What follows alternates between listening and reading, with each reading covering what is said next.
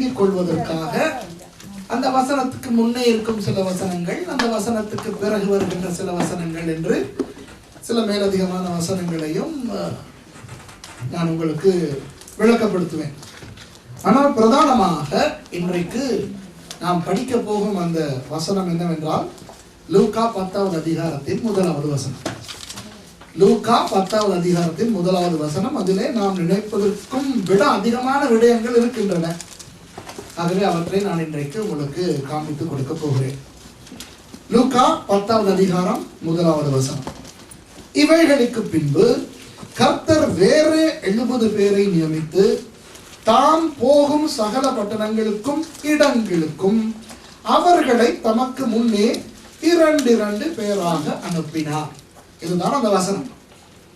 இப்போ நீங்கள் யோசித்தால் இந்த வசனம் தான் அப்படியே அப்பட்டமாக விளங்குகிறதே. இதிலே என்னத்தை இவன் காண்பிக்க போகிறான் என்று நான் நம்புகிறேன். கர்த்தர் எனக்கு காண்பித்த, எனக்கு கற்றுக் கொடுத்த சில விடயங்களை நான் உங்களோடு பகிர்ந்து கொள்ள போகிறேன். எனக்கும் எனது சபைக்கும் இந்த வசனம் எப்படி ஆசீர்வாதமாக அமைந்திருக்கிறதோ அதே போல உங்களுக்கும், உங்கள் சபைக்கும், உங்கள் ஊழியத்துக்கும், உங்கள் வாழ்க்கைக்கும் இந்த வசனம் ஆசீர்வாதமாக அமையும் என்று நான் நிச்சயமாக நம்புகிறேன். இவைகளுக்கு பின்பு கர்த்தர் வேற 70 பேரை நியமித்து தாம் போகும் சகல பட்டணங்களுக்கும் இடங்களுக்கும் அவர்களை தமக்கு முன்னே 2 பேராக அனுப்பினார். இதனை கடைசியில இருந்து வருவோம். இந்த வசனத்திலே கடைசியில இருந்து அவர் என்ன சொல்லுகிறார் என்பதனை பார்ப்போம். கடைசியில் என்ன தெரியுமா சொல்லுகிறார்? அனுப்பினார். சரியா? கடைசி என்ன? அனுப்பினார். இப்போ உங்களுக்கு தெரியும், நான் பிரசங்கிக்க வந்தால் கண்டிப்பாக ஏதாவது ஒரு கிரேக்க சொல்லை போடத்தான் செய்வேன். அனுப்புவதற்கு என்னத்துக்காக அனுப்பினார்? ஒரு கடமையோடு அனுப்புகிறார், அப்படிதானே? ஒரு பொறுப்போடு அனுப்புகிறார், சும்மா விரட்டவில்லை. இப்போ என்னிடத்தில் இப்பொழுது வர வேண்டாம், எனக்கு நேரம் இல்லை, போங்கள் போங்கள், அந்த அனுப்புதல் வேறு. ஞாபகம் இருக்கிறதா?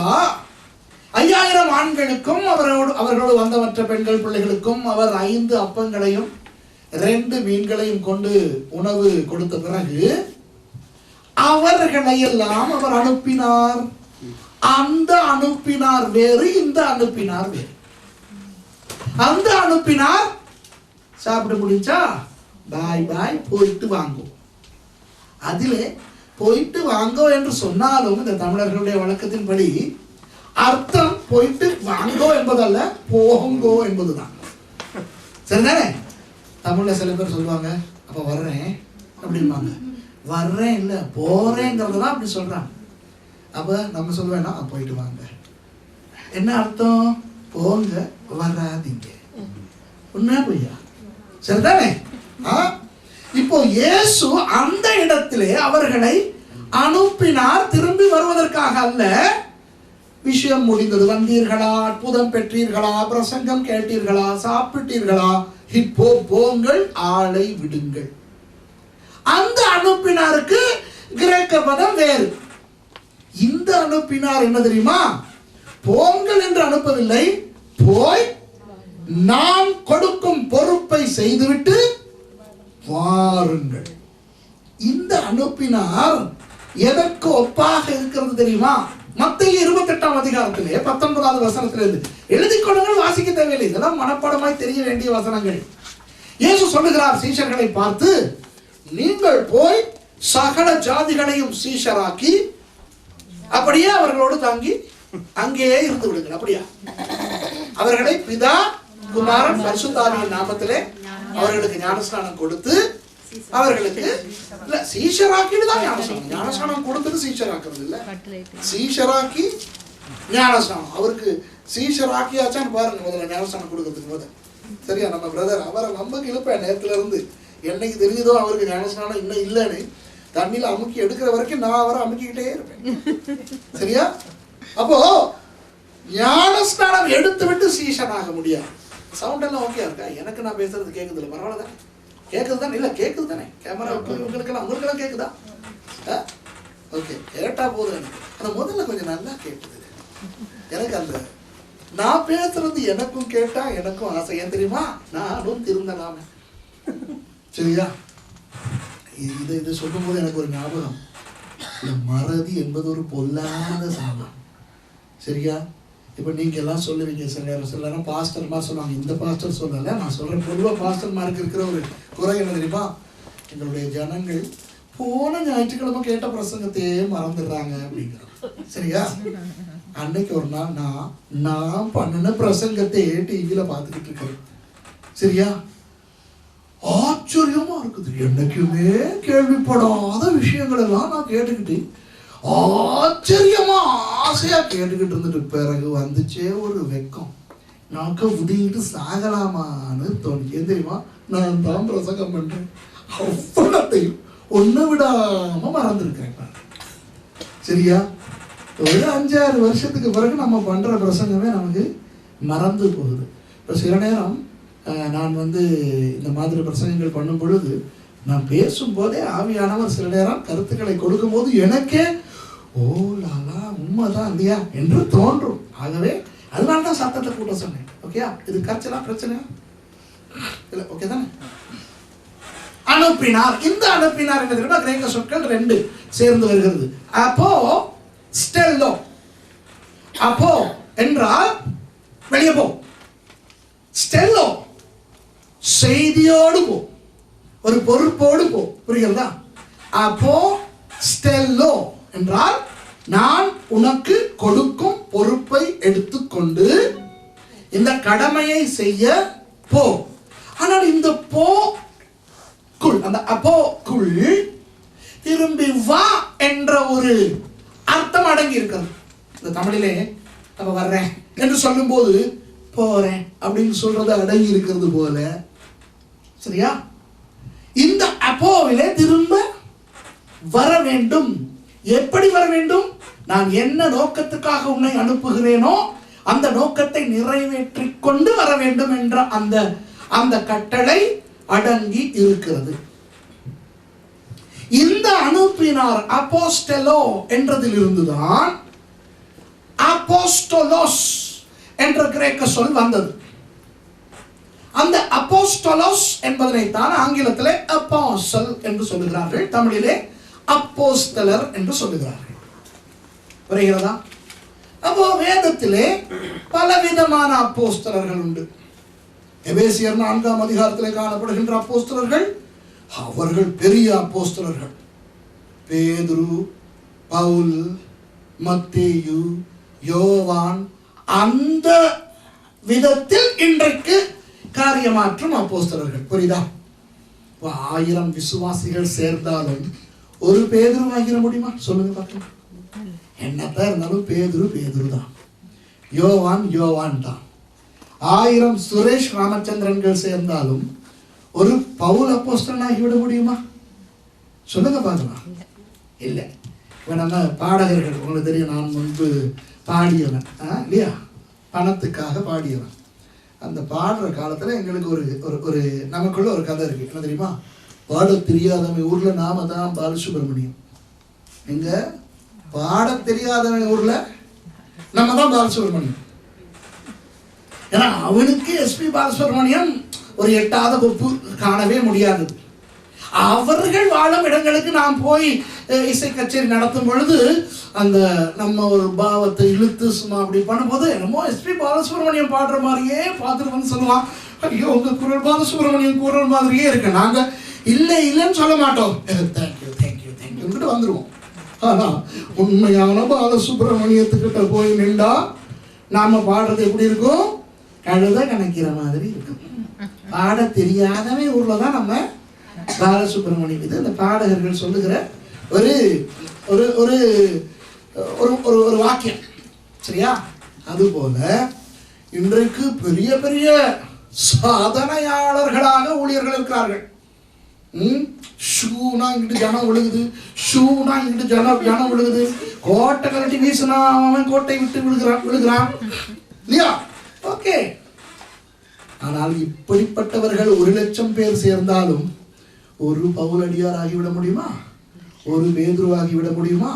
அப்போ அந்த விதத்தில் ஆண்டவர் அப்போஸ்தலர்களை நியமித்திருக்கிறது. எபேசியர் 4 வருகிற அப்போஸ்தலர்கள். சரியோ? 1 கொரிந்தியர் 12 அதிகாரம் 28 வசனத்திலே இருந்து வாசித்தால் அங்கே இப்படி சொல்லப்பட்டிருக்கிறது. கர்த்தர் தேவன் சபையிலே முதலாவது அப்போஸ்தலர்களையும் இரண்டாவது தீர்க்கதரிசிகளையும் என்று ஒரு வரிசைப்படுத்தி ஒரு 8 வரங்களை குறித்து பேசுகிறார். அந்த அப்போஸ்தலர்கள் வேறு. சரியா? அந்த சபைகளிலே ஒரு தலைமை அப்போஸ்தலன் என்ற ஒரு தாற்பயம். அதுபோக இன்றைக்கு நாய், பூனை, கரடி, கொக்கு, வௌவால் கூட விசிட்டிங் கார்டு அடித்து அந்த விசிட்டிங் கார்டுகளில் தங்கள் பெயர்களுக்கு முன்னால் அப்போஸ்தலர் என்று போட்டுக் கொள்கின்ற ஒரு கலாச்சாரத்திலே வாழ்ந்து கொண்டிருக்கிறோம். சில பேரை சந்திச்சா, பிளேன்ல, ட்ரெயின்ல, ரோட்ல சந்திச்சா தங்களை இன்ட்ரடியூஸ் பண்ணிக்கிறாங்க.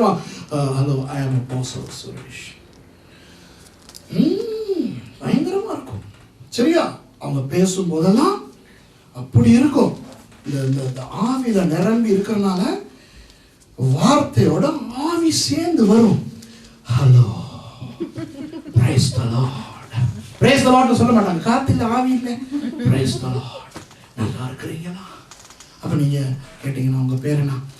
நான் அப்போஸ்தலர் சுரேஷ். ஓ, அவ்வளவுதான். விசிட்டிங் கார்டு பார்த்தா அங்க ஒண்ணு இருக்கு, சொந்தமா சபையே இருக்கு. சரியா? ஆனா விசிட்டிங் கார்டுல பார்த்தா என்ற தெய்வமே அப்போஸ்தலன்னா இருக்கும். அப்படிப்பட்டவர்களும் உண்டு. ஆனால் இப்போ நாம் இருக்கிறோமே விசுவாசிகள், நாமும் அப்போஸ்தலர்கள் தான். உடனே பேதுருவை போல, மத்தேயுவை போல, யோவானை போல, அல்லது எபேசியர் 4 போல, 1 கொரிந்தியர் 12:28 போல என்று நினைத்து அவசரப்பட்டு விசிட்டிங் கார்டெல்லாம் அடிச்சிடக்கூடாது. சரியா? இந்த அனுப்பப்பட்ட அப்போஸ்தலர்கள் தான் இந்த இடத்திலே காணப்படுகிறோம். புரியுதா உங்களுக்கு? அப்போ இந்த இடத்துல இயேசுவானவர் என்ன செய்கிறார்? அனுப்பினார். இந்த வர்க்கத்தை சேர்ந்த அப்போஸ்தலர்கள் தான் நீங்கள் எல்லாரும் நானும். புரியுதா? சரிதானே? கர்த்தர் நம்மை ரட்சித்து சும்மா இருந்து பரலோகத்துக்கு வா என்று சொல்லவில்லை. சும்மா இருந்தவனுக்கு என்ன கிடைத்தது என்று தாளந்துகள் உண்மையிலே பார்க்க. ஒருவனுக்கு 5 தாளந்து, ஒருவனுக்கு 2 தாளந்து, ஒருவனுக்கு 1 தாளந்து. 5 கொடுத்தவன் 10 திருப்பி கொண்டு வந்தான். ஏன் 15 கொண்டு வரவில்லை என்று கேட்கவில்லை. நல்லது, உண்மையும் உத்தமம் உள்ள ஊழியக்காரனே, கொஞ்சத்தில் உண்மைதான். கொடுத்ததே 5, மற்றவனுக்கு 2, 1. அதோடு ஒப்பிட்டு பார்க்கும் பொழுது அந்த 5 அதிகம். ஆனால் ஆண்டவர் சொல்கிறார், கொஞ்சத்தில் உண்மையாயிருந்தால் அநேகத்தில் உன்னை ஆசீர்வதிப்பேன். சரி, 2வது ஆள் வந்தான், 4 கொடுத்தான். அவனை பார்த்து, அவனை பார்த்தாயா? அவன் 10 கொண்டு வந்தான், நீ கேவலமானவனே, 4 தான் கொண்டு வந்தாய் என்று திட்டினாரா? என்ன சொன்னார்? அவனுக்கு சொன்னது போலவே, நல்லது, உண்மையும் உத்தமம் உள்ள ஊழியக்காரனே, கொஞ்சத்தில் உண்மையாயிருந்தாய் அநேகத்துக்கு உன்னை அதிகாரியா வைப்பேன் என்று சொல்லுகிறார். 3வது ஆள் யார் தெரியுமா? சும்மா இருந்தவன். அவன் என்ன செய்தான்? அந்த ஒன்றை அழித்து நாசம் பண்ணவில்லை. அதை அப்படியே கொண்டு வந்து கொடுத்ததை அப்படியே கொடுக்கிறேன். சரியா? சும்மா இருந்ததுக்காக அவனுக்கு என்ன தண்டனை? அவனிடத்திலிருந்து அந்த ஒன்றையும் எடுத்து அந்த 10 கொண்டு வந்தவனுக்கு கொடுத்து விட்டு இவனை அழுகையும் பட்கடிப்பும் உள்ள இடத்துக்கு தள்ளி விடுகிறார். பார்த்தீர்களா? அப்போ சும்மா இருக்கிற விசுவாசிக்கு என்ன கிடைக்கும்? அதுதான் கிடைக்கும். நான் அதை சொல்ல விரும்பவில்லை, எதற்காக உங்களை குழப்புவான். சரியா? அப்போ இந்த அனுப்பப்படுகின்றவர்கள் சபையின் விசுவாசிகள் எல்லாரும். சரியா? அப்போ அனுப்பப்பட்டதை புரிந்து கொள்ளுங்கள். சரியா? கர்த்தர் என்னை இன்னும் அழைக்கவில்லை. பார்ப்போம், கர்த்தர் சொப்பனம் மூலமாகவாவது, ஒரு தீர்க்க தரிசனம் மூலமாகவாவது, தரிசனம் மூலமாகவாவது அழைப்பாரா என்று பார்ப்போம் என்று நீங்கள் காத்திருந்தால் சாகும் வரை காத்திருக்க வேண்டும். சரியா? என்றால் வசனத்திலே ஆண்டவர் அழகாக சொல்லுகிறார். சபையை மத்திய 28 எல்லாருக்கும் சொல்லுகிறார், நீங்கள் போய் சகல ஜாதிகளையும் சீஷராக்குங்க. அப்போ போய் சுவிசேஷம் அறிவிக்க வேண்டிய அந்த அழைப்பு யாருக்கு இருக்கிறது? எல்லாருக்கும் இருக்கிறது. புரியுதா? சரி, அப்ப இங்கே இயேசு என்ன செய்கிறார்? அவர்களை அனுப்புகிறார். அடுத்தது கடைசியிலிருந்து வருகிறோம். அனுப்பினார். அடுத்தது 2 பேராக அனுப்பினார். இது ரொம்ப முக்கியம். இன்றைக்கு அநேக ஊழியர்கள் சுவிசேஷம் சொல்ல போகும் பொழுது தனியாக போய் மாட்டிக்கொள்கிறார்கள். ஒரு நாளும் சுவிசேஷம் சொல்ல தனியாக போகக்கூடாது. இப்போ நீங்கள் தனியாக பஸ்ஸிலே வரும் பொழுது அல்லது நீங்கள் சந்தைக்கு போயிருக்கும் பொழுது தனியாக உங்களிடம் தானாக ஒரு மீன் வந்து மாட்டிக்கின்றது என்றால், அடடா, இந்த ஆளுக்கு சுவிசேஷம் சொல்லி இருப்பேனே, யாரும் எனக்கு துணையாய் இருக்கவில்லையே என்று அந்த மீனை தவற விடக்கூடாது. புரியுதா? தானாக வந்து நம் பக்கத்திலே அமர்ந்திருப்பவனுக்கு சுவிசேஷம் சொல்ல கிடைப்பது, அந்த சந்தர்ப்பத்தை பயன்படுத்திக் கொள்ள வேண்டும். காற்றுள்ள போதே தூற்றிக்கொள், சரிதானே? ஆனால் மீன் பிடிக்க போகும்போது அந்த தானாக மீன் வந்து மாட்டுகின்ற அந்த ஒரு அஜாக்கிரதை ஆயத்தமின்மையோடு போவானா மீனவன்? சரியா? யார் வேண்டுமானாலும் திடீரென மீன் தானாக வந்து மாட்டிக்கொண்டால் கவ்விக்கொள்வான், அது வேறு. ஆனால் மீன் பிடிக்க போகிறவன் ஆயத்தத்தோடு போவது போல ஊழியத்துக்கு சுவிசேஷம் அறிவிக்க போகிறவர்கள் 2 பேராக போக வேண்டும் என்று வேதத்தில் ஆண்டவர் கற்றுக் கொடுத்திருக்கிறார். தனியாக போனால் பல ஆபத்துகள், கெட்ட பெயர் வரலாம். சரியா? அந்த தனியா அடி வாங்குறது கூட கொஞ்சம் கஷ்டமா இருக்கு. இன்னொருத்தரோட சேர்ந்து அடி வாங்குறது இன்பமா இருக்கும். ஏன்னா அவனுக்கும் அடி விழுகுதுங்கிறது அந்த தமிழனுக்கே உரிய அந்த இன்பம். சரியா? தமிழனுக்கு, நான் ஒரு தமிழன் தானே, என்னது தனக்கு அடி விழுகிற போது இன்னொருத்தருக்கு விழுந்தா கொஞ்சம் ஆறுதல், அவனுக்கு சேர்ந்துதான் விழுகுது, அந்த ஒரு ஆறு. சரி, இப்போ 2 போகும் பொழுது அந்த அநேக பாதுகாப்பு, அதிகம் பாதுகாப்பு. கெட்ட பெயர்களுக்கு தப்பலாம். சரியா? ஒருவர் தேவையில்லாத விஷயங்களை பேசும்போது மற்றவர் மெதுவாக அவரை பிடித்து அவரை அடக்கலாம். சரியா? சுவிசேஷம் அறிவிக்க போகும் பொழுது அநேகர் என்ன செய்கிறார்கள்? சுவிசேஷத்தை அறிவிக்காமல் அவர்களுடைய மதத்தை திட்டிக் கொண்டிருக்கிறார்கள். அடிக்கடி நான் சொல்லுவேன், இன்றைக்கு சுவிசேஷம் அறிவிக்க போகிறவர்கள் மற்றவர்களுடைய மதங்களை பற்றி பேசிக் கொண்டிருப்பார்கள். சரியா? மற்றவர்களை போய் குற்றம் சாட்டிக் கொண்டிருப்பார்கள். நீங்கள் விக்கிரகங்களை வணங்குகிறீர்கள், நீங்கள் பிசாசுகளை வணங்குகிறீர்கள். எப்படி இருக்கும் உங்களை பார்த்து யாராவது அப்படி சொன்னா? ஆகவே மற்ற மதங்களை பற்றி பேசவோ குற்றம் குறை கூறவோ கர்த்தர் சொல்லவில்லை. இவர்களை எதற்கு அனுப்புகிறார்? நீங்கள் போய் சுவிசேஷத்தை அறிவிங்கள். அப்போ 2 பேராய் போகும் பொழுது அவர்கள் திட்டம் போட்டு தீர்மானித்து ஒருவருக்கு ஒருவர் உதவியாக ஜெபித்து ஒரு மனதோடு இவர்கள் போகலாம். ஆகவே 2 பேராக ஊழியத்துக்கு போவதை இயேசு இங்கே காட்டி கொடுத்தார். அதை அதிகமாக நான் பேச விரும்பவில்லை. ஆனால் அதற்கு முன்னே அவர் சொல்லுவது மிகவும் அழகான ஒன்று. என்ன தெரியுமா? தாம் போகும் சகல பட்டணங்களுக்கும் இடங்களுக்கும் அவர்களை தமக்கு முன்னே 2 பேராக அனுப்பினார். அன்பானவர்களே, நீங்கள் சுவிசேஷம் அறிவிக்க போகும் பொழுது 2 பேராக போவது கூட எப்படிப்பட்ட இடங்களுக்கு போவது என்பதிலே ஒரு கவனம் இருக்க வேண்டும். இயேசு எங்கே அனுப்புகிறார் தெரியுமா? தான் போகும் பட்டணங்களுக்கும் இடங்களுக்கும். இன்றைக்கு நீங்கள் சுவிசேஷம் அறிவிக்க போகும் பொழுது நீங்கள் தீர்மானிக்க வேண்டும், இந்த இடத்துக்கு இயேசு வர விரும்புவாரா? இயேசு சர்வ வியாபகர், அவர் எல்லா இடத்திலும் இருக்கிறார். அது அவருடைய பிரச்சனை. அது அவருக்கு எவ்வளவு துன்பமா இருக்கும் என்று அவருக்கு தான் தெரியும். ஆண்டவருடைய குணங்கள் இருக்கின்றனவே, சர்வ வல்லவர், சர்வ வியாபகர், எல்லாம் தெரிந்தவர். இதெல்லாம் நமக்கு, அதெல்லாம் இல்லாத நமக்கு கேள்விப்படும் போது எவ்வளவு இன்பமா இருக்கும் இந்த சர்வ வல்லவராய் இருப்பது, சர்வ ஞானியாய் இருப்பது, சகல இடங்களிலும் இருப்பது என்று நமக்கு தோன்றும். ஆனால் அந்த நிலையில் இருக்கின்ற ஆண்டவருக்கு தான் தெரியும் அது எவ்வளவு வருத்தமானது என்று. ஏன் தெரியுமா? நாம் செய்கிற நல்ல விஷயங்களை மாத்திரமல்ல, அட்டூழியங்களையும் கூட அவர் பார்க்க வேண்டிய நிர்பந்தத்திலே இருக்கிறார். ஏன்? அவருக்கு பார்க்காமல் இருக்க முடியாது என்றால் அவருக்கு சர்வ ஞானம் இருக்கிறது. புரியுதா? சரியா? நமக்கு தெரியாமல் தப்பு தண்டா பண்ணினா பார்க்க கஷ்டமா இருக்காது. பாருங்க, சில நேரம் இந்த காலத்துல இந்த ஐசிஸ் அவர்கள் எத்தனை பேரை அப்படியே உயிரோடு கொன்று அழித்து கொண்டிருக்கிறார்கள். அப்போ கேள்விப்படுகிறோம், ஈராக்கிலே இத்தனை பேரை கொள்ளுகிறார்கள், சிரியாவிலே இத்தனை பேரை கொள்ளுகிறார்கள், கழுத்தறுத்து கொள்ளுகிறார்கள். இப்படியெல்லாம் கேள்விப்படும் போதே கஷ்டமா இருக்கிறது. சில நேரம் இந்த வீடியோக்களில் பார்க்க நேரிட்டால் எவ்வளவு பயங்கரமா இருக்கும். அதை நேரடியாக போய் பார்க்க கிடைத்தால் எவ்வளவு வேதனையா இருக்கும். யோசித்து பாருங்கள். இப்போ ஆண்டவருடைய சர்வ ஞானம் இருக்கிறதே, அந்த ஆண்டவர் உங்களை என்னை விட எல்லாம் நல்லவர் தானே. உங்களை என்னை விட எல்லாம் அவருக்கு பாசம் அதிகம் தானே. நீங்களும் நானும் நமக்கு நேரில் காணாத மக்களை குறித்து கேள்விப்படுகிறோம். ஆனால் ஆண்டவர் அந்த ஐசிஸ் என்பவர்களையும் படைத்த ஆண்டவர், அந்த செத்து போகின்றவர்களையும் படைத்த ஆண்டவர், அவர் சர்வ ஞானி என்ற ஒரு காரணத்தினால் அவர் அவற்றை கண்ணால் பார்க்க நேரிடுகிறதே எவ்வளவு கஷ்டமா இருக்கும். யோசித்து பாருங்க. சர்வ வியாபகர் எல்லா இடத்திலும் இருக்கிறார். நீங்கள் நோர்வேயில இருந்து இதை கேள்விப்பட்டு துக்கப்படுகிறீர்கள். நான் இலங்கையில இருந்து கேள்விப்பட்டு துக்கப்படுகிறேன்.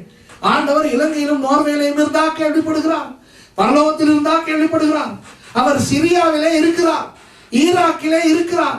இந்த துன்பமான இந்த விடயங்கள் நடக்கும் இடத்திலே இருந்து கொண்டு இந்த கன்றாவியை பார்க்க வேண்டிய அந்த நிர்பந்தத்தில் இருக்கிறார். சும்மா மனிதர்கள் கேள்வி கேட்பதிலே ஆண்டவர் ஏன் இவற்றை எல்லாம் நிறுத்துகிறார், இல்லை அது இது என்று. ஆனால் அதற்கெல்லாம் நமக்கு பதில் சொல்ல வேண்டிய அவசியம் இல்லை. ஆனால் ஆண்டவருடைய நிலை பாருங்கள், பரிதாபமான ஒரு நிலை. அவர் சர்வ வல்லவர், சர்வ வியாபகர், சர்வ ஞானி. ஆகவே இதையெல்லாம் பார்க்க நேரிடுகிறது.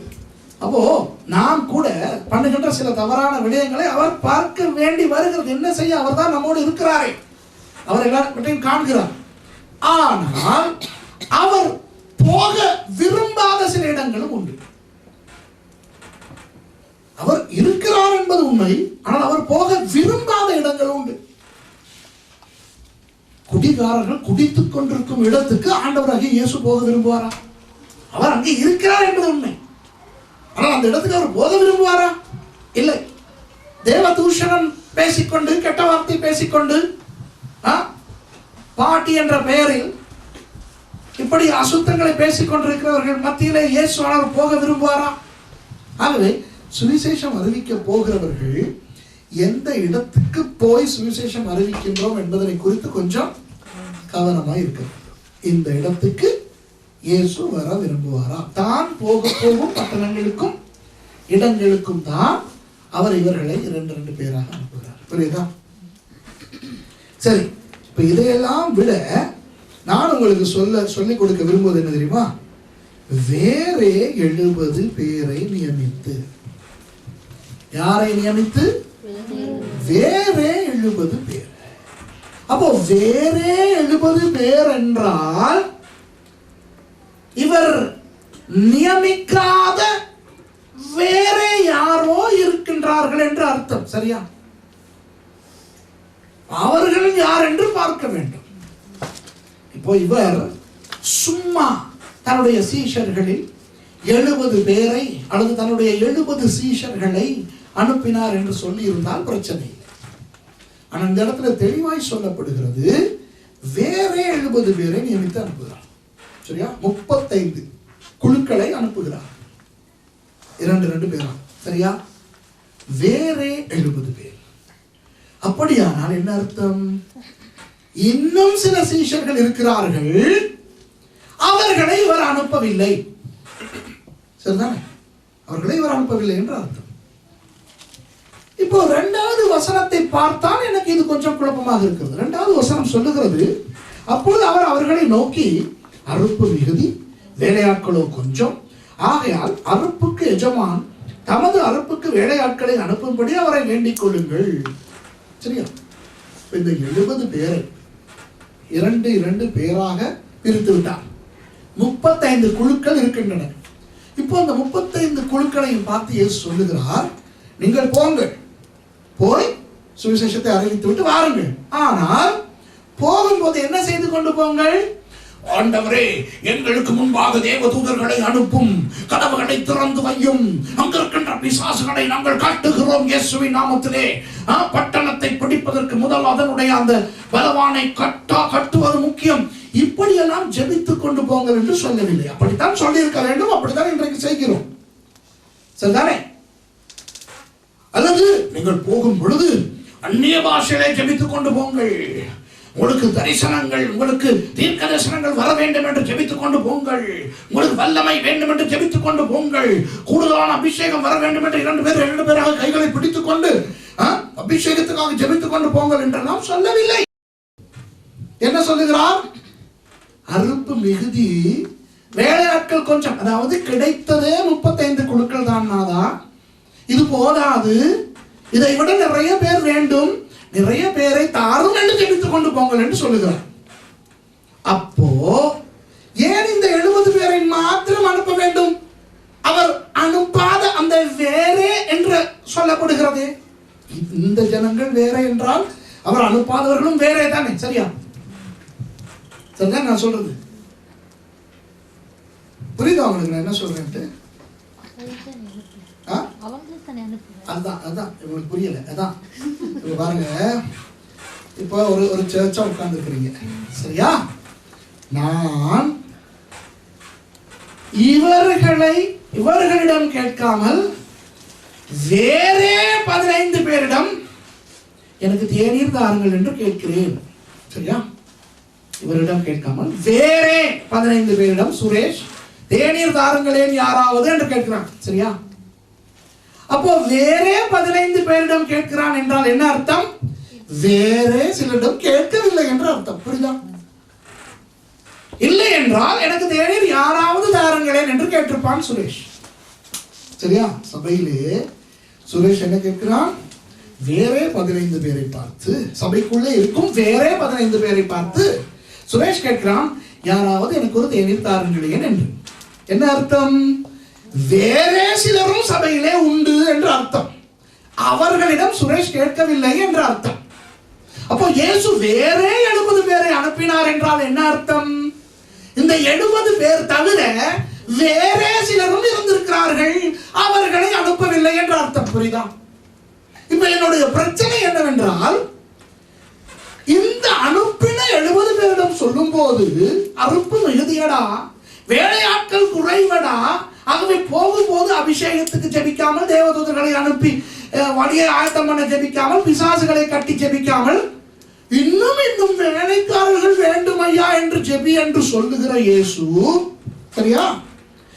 ஏன் அந்த வேறே, அவர் அனுப்பாத அந்த வேறே ஒரு கூட்டம் இருக்கிறதே, அவர்களையும் அனுப்பியிருக்கலாமே என்று நான் வாதாடுகிறேன். இது நியாயம் தானே? நியாயமா இல்லையா? இப்ப விளங்குதா சிஸ்டர்? புரியுதா?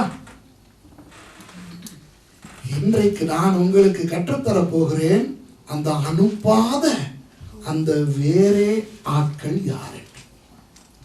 சரியா? ஒரு வேளை நாம் அந்த குழுவிலே இருந்தால் இந்த குழுவிலே நாம் இருக்க மாட்டோம். எந்த குழுவிலே இருக்க வேண்டும்? அனுப்பப்படுகின்ற அந்த குழுவிலே இருக்க வேண்டும். புரியுதா? அப்போ அறுப்பு மிகுதி, வேலையாட்கள் குறைவு. அறுப்புக்கு எஜமான் அதிகமான வேலையாட்களை அனுப்பும்படி வேண்டிக் கொள்ளுங்கள் என்று இயேசு அவர்களுக்கு சொன்னதில் இருந்து இயேசுவுக்கு இன்னும் எத்தனையோ ஆட்கள் தேவை என்று தெரிகிறது. அவருடைய அந்த ஜெப தேவைக்கு பதில்கள் தான் நீங்கள். ஆமென். அவர் 2000 வருடங்களாக இந்த ஜெப தேவையிலே தான் அவர் அவதிப்பட்டுக் கொண்டிருக்கிறார். இந்த ஜெப தேவை இன்னும் ஒழுங்காக சந்திக்கப்படவில்லை. புரியுதா உங்களுக்கு? ஏன்? அதற்கு பல காரணங்கள். இன்றைக்கு அநேக பாஸ்டர்மார் தங்கள் பிள்ளைகளை பாஸ்டர்மார் ஆக்குவதே இல்லை. பாஸ்டர்மார் தங்கள் பிள்ளைகளை டாக்டர்மார் ஆக்கி கொண்டிருக்கும் பொழுது, லாயர்மார் ஆக்கி கொண்டிருக்கும் பொழுது, என்ஜினியர்மார் ஆக்கி கொண்டிருக்கும் பொழுது, அறுப்புக்கு எஜமானுக்கு வேலையாட்கள் இல்லாமல் போவதொன்றும் ஆச்சரியம் அல்ல. சரியா? புரியுதா? அப்போ அது இங்கே பேச வேண்டிய ஒன்றால, அது பாஸ்டர்ஸ் கான்ஃபரன்ஸ்லேயே நான் பேசி பாஸ்டர்ஸ் மாரை கிளி என்று கிழித்து வாங்கு என்று வாங்குகின்ற ஒரு சப்ஜெக்ட், ஒரு விடயம். இங்கே நான் என்ன சொல்லுங்க வருகிறேன் என்றால், ஆண்டவருக்கு நன்றி செலுத்துங்கள். நீங்கள் ரட்சிக்கப்பட்டவர்கள் மாத்திரமல்ல, விசுவாசிகள் மாத்திரமல்ல, இயேசுவின் ஜெபத்துக்கான பதில்கள். அறுப்புக்கு எஜமான உங்களை இந்த குழுவிலே சேர்க்க ஏற்படுத்தி இருக்கிறான். அப்போ இந்த குழுவிலே இருக்க வேண்டும். அவர் அனுப்பாத குழுவுக்கு போகக்கூடாது. அதை இன்னும் கொஞ்ச நேரத்தில் நான் உங்களுக்கு சொல்லிக் கொடுக்க போகிறேன் அந்த குழு என்ன என்று. ஏனென்றால் இந்த வசனம் எப்படி தொடங்குகிறது தெரியுமா? இவைகளுக்கு பின்பு. அப்படி என்றால் ஏதோ நடந்திருக்கிறது. சரியா? ஏதோ நடந்திருக்கிறது. ஆகவே இவைகளுக்கு பின்பு என்று இந்த 10ஆம் அதிகாரம் தொடங்கும் போது இது ஒரு புதிதாக ஒன்றை தொடங்குவதல்ல, நடந்து முடிந்த 9வது அதிகாரத்தோடு தொடர்புடையது என்று தெரிய வருகிறது. புரியுதா? இப்போ இந்த வசனம் உங்களுக்கு புரிகிறதா? முதலாவது, இயேசு இவர்களை அனுப்புகிறார். அப்போஸ்டெலோ, ஒரு செய்தியோடு ஒரு பொறுப்போடு அனுப்பப்படுகிறவர்கள். அவர்கள் தான் நானும் நீங்கள். அதுக்காக அப்போஸ்தலன் என்ற அந்த பட்டத்தை பெற்றுக்கொள்ள வேண்டியதில்லை. இது அந்த அப்போஸ்தலன் அல்ல. சரியா? இரண்டாவது, 2 பேராக அனுப்புகிறார். ஆகவே சுவிசேஷம் சொல்ல என்று நீங்கள் போகும் பொழுது தனியாக போகாதீர்கள். உங்களிடத்திலே வந்து யாராவது மாட்டிக்கொண்டால் தனியாக நீங்கள் இருக்கும் பொழுது அவர்களுக்கு சுவிசேஷம் அறிவியுங்கள், அது வேறு. ஆனால் நீங்கள் சுவிசேஷத்துக்கென்று போகும் பொழுது தனியாக போகாதீர்கள், 2 பேராக போங்கள். எங்கே போங்கள்? மூன்றாவது, எங்கெல்லாம் இயேசு போக கூடியதான ஸ்தலங்கள் இருக்கின்றனவோ அங்கே போங்க. சில பேர் சொல்வார்கள், நான் முன்பு ஒரு பெரிய குடிகாரனாக இருந்தேன், ஆகவே நான் குடிகாரர்கள் குடித்துக் கொண்டிருக்கும் இடத்துக்கு போய் அவர்களுக்கு சுவிசேஷம் அறிவிக்கிறேன் என்று. அது தவறு. ஏன் தெரியுமா? குடிகாரன் குடிக்கின்ற இடத்திலே குடித்துக் கொண்டுதான் இருப்பான். குடிகாரன் குடிக்கின்ற இடத்திலே சும்மா இருக்க மாட்டான். அவன் போனதே குடிக்க. அப்படியே அவன் குடிக்காமல் இருந்தாலும் குடிக்க காத்திருக்கிறான், எங்கள் பேச்சை கேட்க காத்திருக்க மாட்டான். அப்படியே பேச்சு கொடுத்தாலும் கொஞ்சம் போறடா, நான் என்னுடைய டிராமை எடுத்துக்கொண்டு வருகிறேன் என்று குடித்து விட்டு போதையிலே தான் கேட்பான். அப்போ குடிகாரன் குடித்துக் கொண்டு இருக்கும் இடத்தில் முன்னாள் குடிகாரனாகிய இந்நாள் சீஷன் போய் சுவிசேஷம் அறிவித்து அடி வாங்கி கொண்டு வரும் பொழுது அறிவு கட்டகனமாக பிசாசு என்னை தாக்கினான், நான் கர்த்தருக்கு ஊழியம் செய்ய போகும் பொழுது என்று சொல்லக்கூடாது. சரியா? இது இரத்த சாட்சி அல்ல, கொழுப்பு. சரியா? நான் இவர்களோடு சினிமா கொட்டகைக்கு போய் சினிமா படம் பார்த்ததுக்கு காரணம், சந்தர்ப்பம் கிடைக்கும் போதெல்லாம் அந்த இன்டர்வலின் போதும் சரி, மற்ற நேரங்களின் போதும் சரி, இவர்களுக்கு கர்த்தரை பற்றி சொல்லுவதற்கு என்று சொல்லுவது கொழுப்பு. சரியா? எங்கெல்லாம் சரியா சில பிற மத சடங்குகள், கொண்டாட்டங்கள், விழாக்கள் நடைபெறும் இடங்களுக்கு போய் உட்கார்ந்து கொண்டு நான் அங்கே போனால் தான் அவன் இங்கே வருவான் என்று சொல்லி சுவிசேஷம் அறிவிக்க போவது தவறு. கேட்டால், ஓ, பவுலடியார் ஏதேன்ஸிலே வைத்து அறியப்படாத தேவனுக்கு என்ற அந்த ஒரு விக்கிரகத்தின் அடிப்படையிலே அங்கே விக்கிரக கோவிலிலே இருந்து பிரசங்கம் பண்ணினார் தானே என்று சொல்லுவார்கள். நீங்கள் போகிற இடம் ஏதேன்ஸ் அல்ல. அறியப்படாத தேவனுக்கு என்ற ஒரு விக்கிரகம் இருக்கின்ற இடத்திலிருந்து நீங்கள் பேசவும் இல்லை. இதையெல்லாம் பண்ணுவதற்கு நீங்கள் அப்போஸ்தலனாகிய பவுலும் அல்ல. அவருடைய வல்லமை தான் இருக்கிறது. அப்படியானால் பாம்புக்கு போய் கையை கொடுங்கள், அது கொத்தும். அப்படியே உதறி போட்டுவிட்டு மருந்தெடுக்காமல் உயிரோடு இருந்து காட்டுங்கள், நம்புகிறேன். ஏனென்றால் பவுலுக்கு இது நடந்தது. பாம்பை பார்த்தா பவுலுக்கு இவள் கிடையாது, ஐயா அம்மா ஓடிடுவோம். இந்த மாதிரியான சாட்டு போக்குகள் சொல்லுவதற்கு பவுல். சில பேர் வீசுவாங்க. அதை விட வெள்ளக்கார நாடுகள், இந்த நாடுகளை கோட்டை கலட்டி வீசுறது லேசு. சரியா? கேட்டால் பவுலினுடைய உருமாள்களை கொண்டு வந்து நோயாளிகள் மேல் போட்டார்கள் தானே. நீ பவுலா? பவுலுடைய அதே அபிஷேகம் எனக்கு இருக்கிறது, அப்ப பாம்புக்கு போய் கையை கொடு என்ற ஆர்குமெண்ட் சரிதானே? பவுலை போல பவுல் சொல்லுகிறார், 1 குறைய 40 தரம் மில்லாறுகளால் அடிபட்டேன். எது? பேஷன் ஆஃப் தி கிரைஸ்ட் பாத்தீங்களா? அதுல இயேசுவுக்கு அந்த கொக்கி போட்டு அந்த அடிக்கிறாங்களே, அது 39 தடவை. அதான் 1 குறைய 40. அதே அடி பவுல் வாங்கினார். நீங்க வாங்கிருக்கீங்க? அது 5 தரம். பாத்தீங்களா? அப்ப 39 நீங்க 5ஆல பெருக்கணும். 5 20 200, அதுல 5 போனால் 2 தெய்வம் 195 தடவை அந்த அடியை வாங்கிருக்க.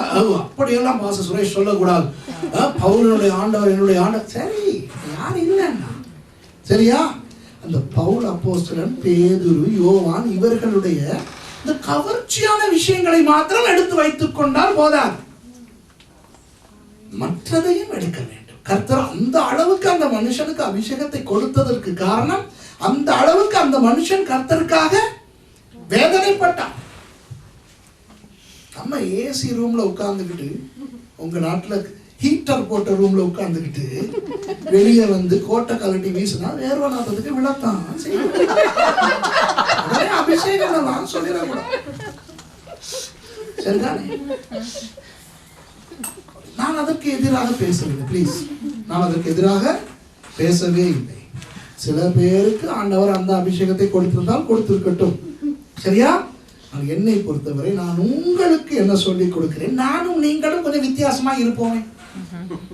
சரியா? அந்த கோட்டை கழட்டி வீசுறோம், கழட்டி வீசிட்டோம், அது பிரச்சனை இல்லை. நீங்க கழட்டி வீசாதீங்க, நானும் வீச மாட்டேன். சரியா? சரிதானே? இப்ப நான் என்ன சொல்ல வருகிறேன் என்றால், நாம் கவனமாய் இருக்க வேண்டும். ஆண்டவரால் பயன்படுத்தப்படுவதற்கு ஆண்டவர் நம்மை அனுப்பி இருக்கிறார். அந்த அப்போஸ்தலர்களாக அல்ல, கர்த்தருடைய ஊழியத்தை பொறுப்பை போய் செய்துவிட்டு திரும்பி வந்து ஆண்டவருக்கு சாட்சி சொல்லுவார்கள். இப்போ நீங்கள் பார்த்தீர்கள் என்றால் இவர்கள் திரும்பி வரும்பொழுது என்ன சொல்லுகிறாங்க பாருங்கள். அந்த இந்த காலத்தில் இருக்கின்ற அதே போலத்தான் இவர்கள் சொல்லுகிறார்கள். என்ன தெரியுமா சொல்லுகிறார்கள்?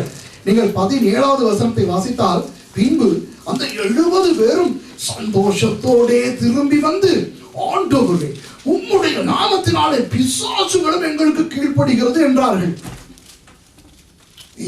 உண்மையாக சொல்லுகிறேன், அந்த காலத்தில் ஐபோன், சாம்சங் கேலக்சி, இந்த டேப் இதெல்லாம் இவர்கள் கையில் இருந்திருந்தால் 2 பேராகத்தானே போனார்கள். மச்சான், நான் விரட்டுகிறேன், நீ எடு என்று சொல்லி திரும்பி திரும்பி திரும்பி அந்த கேமராவுக்கு படுகிற விதத்திலே பேய்களை ஓட்டி இருப்பார்கள் இவர்கள். சரியா? அல்லது இயேசுவினிடத்தில் கேட்டிருப்பார்கள், நாதா 2 பேரா, 3வதாக ஒரு பையனை தந்தால் என்ன நாதா, வீடியோ எடுத்துக்கொண்டு வந்து நமக்கு காட்டினான். அப்ப இயேசு கேட்பார், எதற்கு? இல்லை, உனக்கு வார்த்தையா சொல்வதை விட படம் போட்டே காட்டலாமே ஐயா என்று. சரியா? நல்ல நேரம் அந்த காலத்துல மேகசின் ஊழியம் என்று இவர்கள் செய்திருந்தால், இந்த 70 பேரும் வந்து 35 குழுக்கள் அல்லவா, 35 தலைப்புகளில் மேகசின் விட்டிருப்பார்கள். இயேசு நிற்கிறார், இயேசு நடக்கிறார், இயேசு யோசிக்கிறார், இயேசு குந்துகிறார் என்ற பெயர்களில் 35 பேர்களில் மேகசின் அடித்து, நடுப்பக்கத்தில் விழுந்த கூட்டத்தின் ஒரு பகுதி, பேய் ஓடின கூட்டத்தின் ஒரு பகுதி என்று போட்டு, இந்த 35 குழுக்களும் ஒரு குரூப்பை ஃபேஸ்புக்கில் உண்டு பண்ணி, அந்த ஃபேஸ்புக்கில் எல்லாம் இந்த வீடியோஸை போட்டு யூடியூபோடு லிங்க் பண்ணி, வைபர் மூலமும் ஸ்கைப் வாட்ஸ்அப் மூலமும் எல்லாவற்றின் மூலமும் இவர்கள் பெரிய ஒரு கலேபரமே உண்டு பண்ணியிருப்பார்கள். இன்றைக்கு அதுதான் நடந்து கொண்டிருக்கிறது. அதெல்லாம் இல்லாதபடியினால் சந்தோஷத்தோட திரும்பி வந்து இயேசுவுக்கு தான் சொல்ல வேண்டி வந்தது. சொன்னால் என்ன என்ன நினைத்தார்கள்? இயேசு அவர்களை பார்த்து, வாவ், நல்லது, உண்மையும் உத்தமமும் உள்ள ஊழியக்காரன். இதுதானே அவர் சொல்லி கொடுத்திருக்காரு. முந்தி 5 10 ஆக்கிட்டு வா, 2 4 ஆக்கிட்டு வா, என்ன சொல்லுவாரு? நல்லது, உண்மையும் உத்தமமும் உள்ள ஊழியக்காரன். இதை நினைத்து சொன்னார்களோ என்னவோ, வாங்கி கட்டிக்கொண்டார்கள். இயேசு என்ன தெரியுமா சொல்லுகிறார்? 18வது வசனத்திலே, அவர்களை அவர் நோக்கி, சாத்தான் மின்னலை போல வானத்திலிருந்து விழுகிறதை நான் கண்டேன். அதாவது இயேசு சொல்லுகிறார், டேய், சும்மா அந்த குட்டி பிசாசு ஓடுறது தானடி, நீங்க பார்த்துட்டு வந்து பேசுறீங்க, உண்மைதானே? இவங்க விரட்டினா என்ன பேய் ஓடும்? நாரி பிசாசு, அந்த பிசாசு, இந்த பேய், அந்த மாதிரி இந்த சில்லறத்தனமான பேய் தான் ஓடி இருக்கும் இல்லையா? ஆமாவா இல்லையா? நானும் பயங்கரமா பேய் விரட்டி இருக்கேன். சரியா? இயேசு சொல்லுகிறார், சாத்தான் இருக்கான ஆகப்பெரியான், அவனே மின்னலை போல விழுகிறதை நான் கண்டிருக்கிறேன். நானே மேகசின்ல போடல, என்ன அடி வந்து இயேசு அதான் சொல்றார். சாத்தான் மின்னலை போல விழுகிறதை கண்டேன். உடனே 2000 வருடங்களுக்கு அப்பால் வரப்போகின்ற ஒரு ஐபோனை நான், சர்வ வல்லவர் தானே, அப்படி எடுத்து அதை கேப்சர் பண்ணி உடனே ஃபேஸ்புக்கில் நான் போடவில்லை. இப்ப போட்டோஸ் எல்லாம் கிராஸ் மாதிரி வானத்துல தெரியுது, உடனே போட்டுருக்கோம். பார்த்துருக்கீங்களா யூடியூப்ல? சரியா? ஆஸ்திரேலியாவில் இயேசு காட்சி கொடுத்துட்டாராம். சரியா? எகிப்துல சாம்பல் குதிரை வந்துச்சான். அந்த அன்னைக்கு ஒரு நாள் போட்டிருந்தாங்க 2-3 வருஷத்துக்கு முந்தி. வந்த குதிரைக்கு என்ன ஆச்சு தெரியுது? நானும் அடிக்கடி போய்கிட்டு தான் இருக்கிறேன் எகிப்துக்கு. அங்க உண்மையிலே குதிரைகள் அங்க பார்த்தா சாம்பலா தான் இருக்குது. அவ்வளவு பட்டினியும் சூடும். கொஞ்சம் நல்லா இருக்கிற மிருகம் பார்த்தா ஒட்டகம் தான். சரியா? ஒருவேளை அதை சொல்லியிருப்பாங்களோ? சரி, அது தேவை நமக்கு. அப்போ இயேசு சாத்தான் மின்னலை போல விழுகிறதையே நான் கண்டேன், நானே அலட்டிக் கொள்ளாமல் இருக்கும் பொழுது இந்த குட்டி பிசாசுகளை துரத்தி விட்டு நீங்கள் என்ன சொல்லுகிறீர்கள்? அடுத்த வசனத்தை, இதோ சர்ப்பங்களையும் தேள்களையும் மிதிக்கவும் சத்ருவினுடைய சகல வல்லமையும் மேற்கொள்ளவும் உங்களுக்கு அதிகாரம் கொடுக்கிறேன், ஒன்றும் உங்களை சேதப்படுத்தாது. அடுத்த சொல்லிட்டா இன்ட்ரெஸ்டிங். ஆகிலும் எல்லாம் கொடுக்கிறேன்டி, ஆகிலும் ஆவிகள் உங்களுக்கு கீழ்ப்படுகிறதற்காக நீங்கள் சந்தோஷப்படாமல் உங்கள் நாமங்கள் பரலோகத்தில் எழுதி இருக்கிறதற்காக சந்தோஷப்படுங்கள் என்றார். இன்றைக்கு அநேகருக்கு எது சந்தோஷம் தெரியுமா? எனக்கு தீர்க்க தரிசன வரம் இருக்கிறது, எனக்கு தரிசனம் பார்க்கிற வரம் இருக்கிறது, கர்த்தர் என்னோடு சொப்பனங்களின் மூலம் பேசுகிறார், நான் கை வைத்தால் ஜனங்கள் சொஸ்தம் அடைகிறார்கள், நான் போய் வந்தால் நிறைய பேர் ரட்சிக்கப்படுகிறார்கள். இயேசு சொல்லுகிறார், இவற்றை நிமித்தம் சந்தோஷப்பட வேண்டாம். எதற்காக சந்தோஷப்படுங்கள்? உங்கள் பெயர்கள் பரலோகத்திலே எழுதப்பட்டிருக்கு. ஏன் தெரியுமா? இவர் ஒரு விஷயத்தை ஞாபகப்படுத்துகிறார். மத்தேயு 7ஆம் அதிகாரத்தில் இவர் சொன்ன ஒரு விஷயம் என்ன தெரியுமா? அவர் பிரித்து சில பேரை அனுப்பிவிடும் போது அவர்கள் சொல்லுவார்களாம், ஐயோ இயேசுவே, எங்களுக்கு தெரியவில்லையா? உம்முடைய நாமத்திலே தீர்க்கதரிசனம் உரைத்தோம், உம்முடைய நாமத்திலே பிசாசுகளை துரத்தினோம். இயேசு என்ன சொல்கிறார் அவர்களை பார்த்து? உங்களை என்றைக்குமே அறியேன். இப்ப பாருங்க, நாம ஒருத்தர் பேசும்போது கதை விடலாம். சரியா? இப்ப பிரதர் சூரியையும் என்னையும் உதாரணத்துக்கு எடுத்துக்கொள்வோம். இப்ப பிரதர் சூரி இல்லாத இடத்திலே நான் உங்களுக்கு ஒரு கதை விடலாம். என்ன கதை? இப்ப இஸ்ரவேலுக்கு வந்தீங்க தானே? இஸ்ரவேலில் வச்சு, இப்ப பிரதர் சூரி இங்க இல்லையா, நான் சொல்றேன் உங்களுக்கு. இஸ்ரவேலில் வச்சு எருசலேம்ல 17 பிசாசு பிடிச்ச ஒரு பொம்பளை வந்தா. நான் இங்கிருந்தே அடையாளம் கண்டு அவளை பயங்கரமா சபிச்சேன், பிசாசு ஒவ்வொன்றா விரட்டினேன். அப்புறம் தான் பார்த்தேன், பிரதர் சூரி சொன்னார், மாஸ்டர் சுரேஷ், இவ்வளவு வல்லமை உங்களுக்கு இருக்கா? எனக்கு ஒரு 1000 யூரோ தேவைப்படுது. உடனே பிரதர் சூரியனுடைய தலையில கை வச்சு பெற்றுக்கொள் அப்படின்னு அப்படியே 2500 யூரோ தாள் அவருடைய பாக்கெட்ல வந்து இறங்கியது. இப்படி நான் உங்களுக்கு சொன்னா நீங்க உங்களை பார்த்தா கேனையங்க மாதிரி இல்ல, நான் கேட்கிறவன் கேனையனா இருந்தா எரும மாடி ஏரோப்ளேன் ஓட்டுற காலம் இது. சரியா?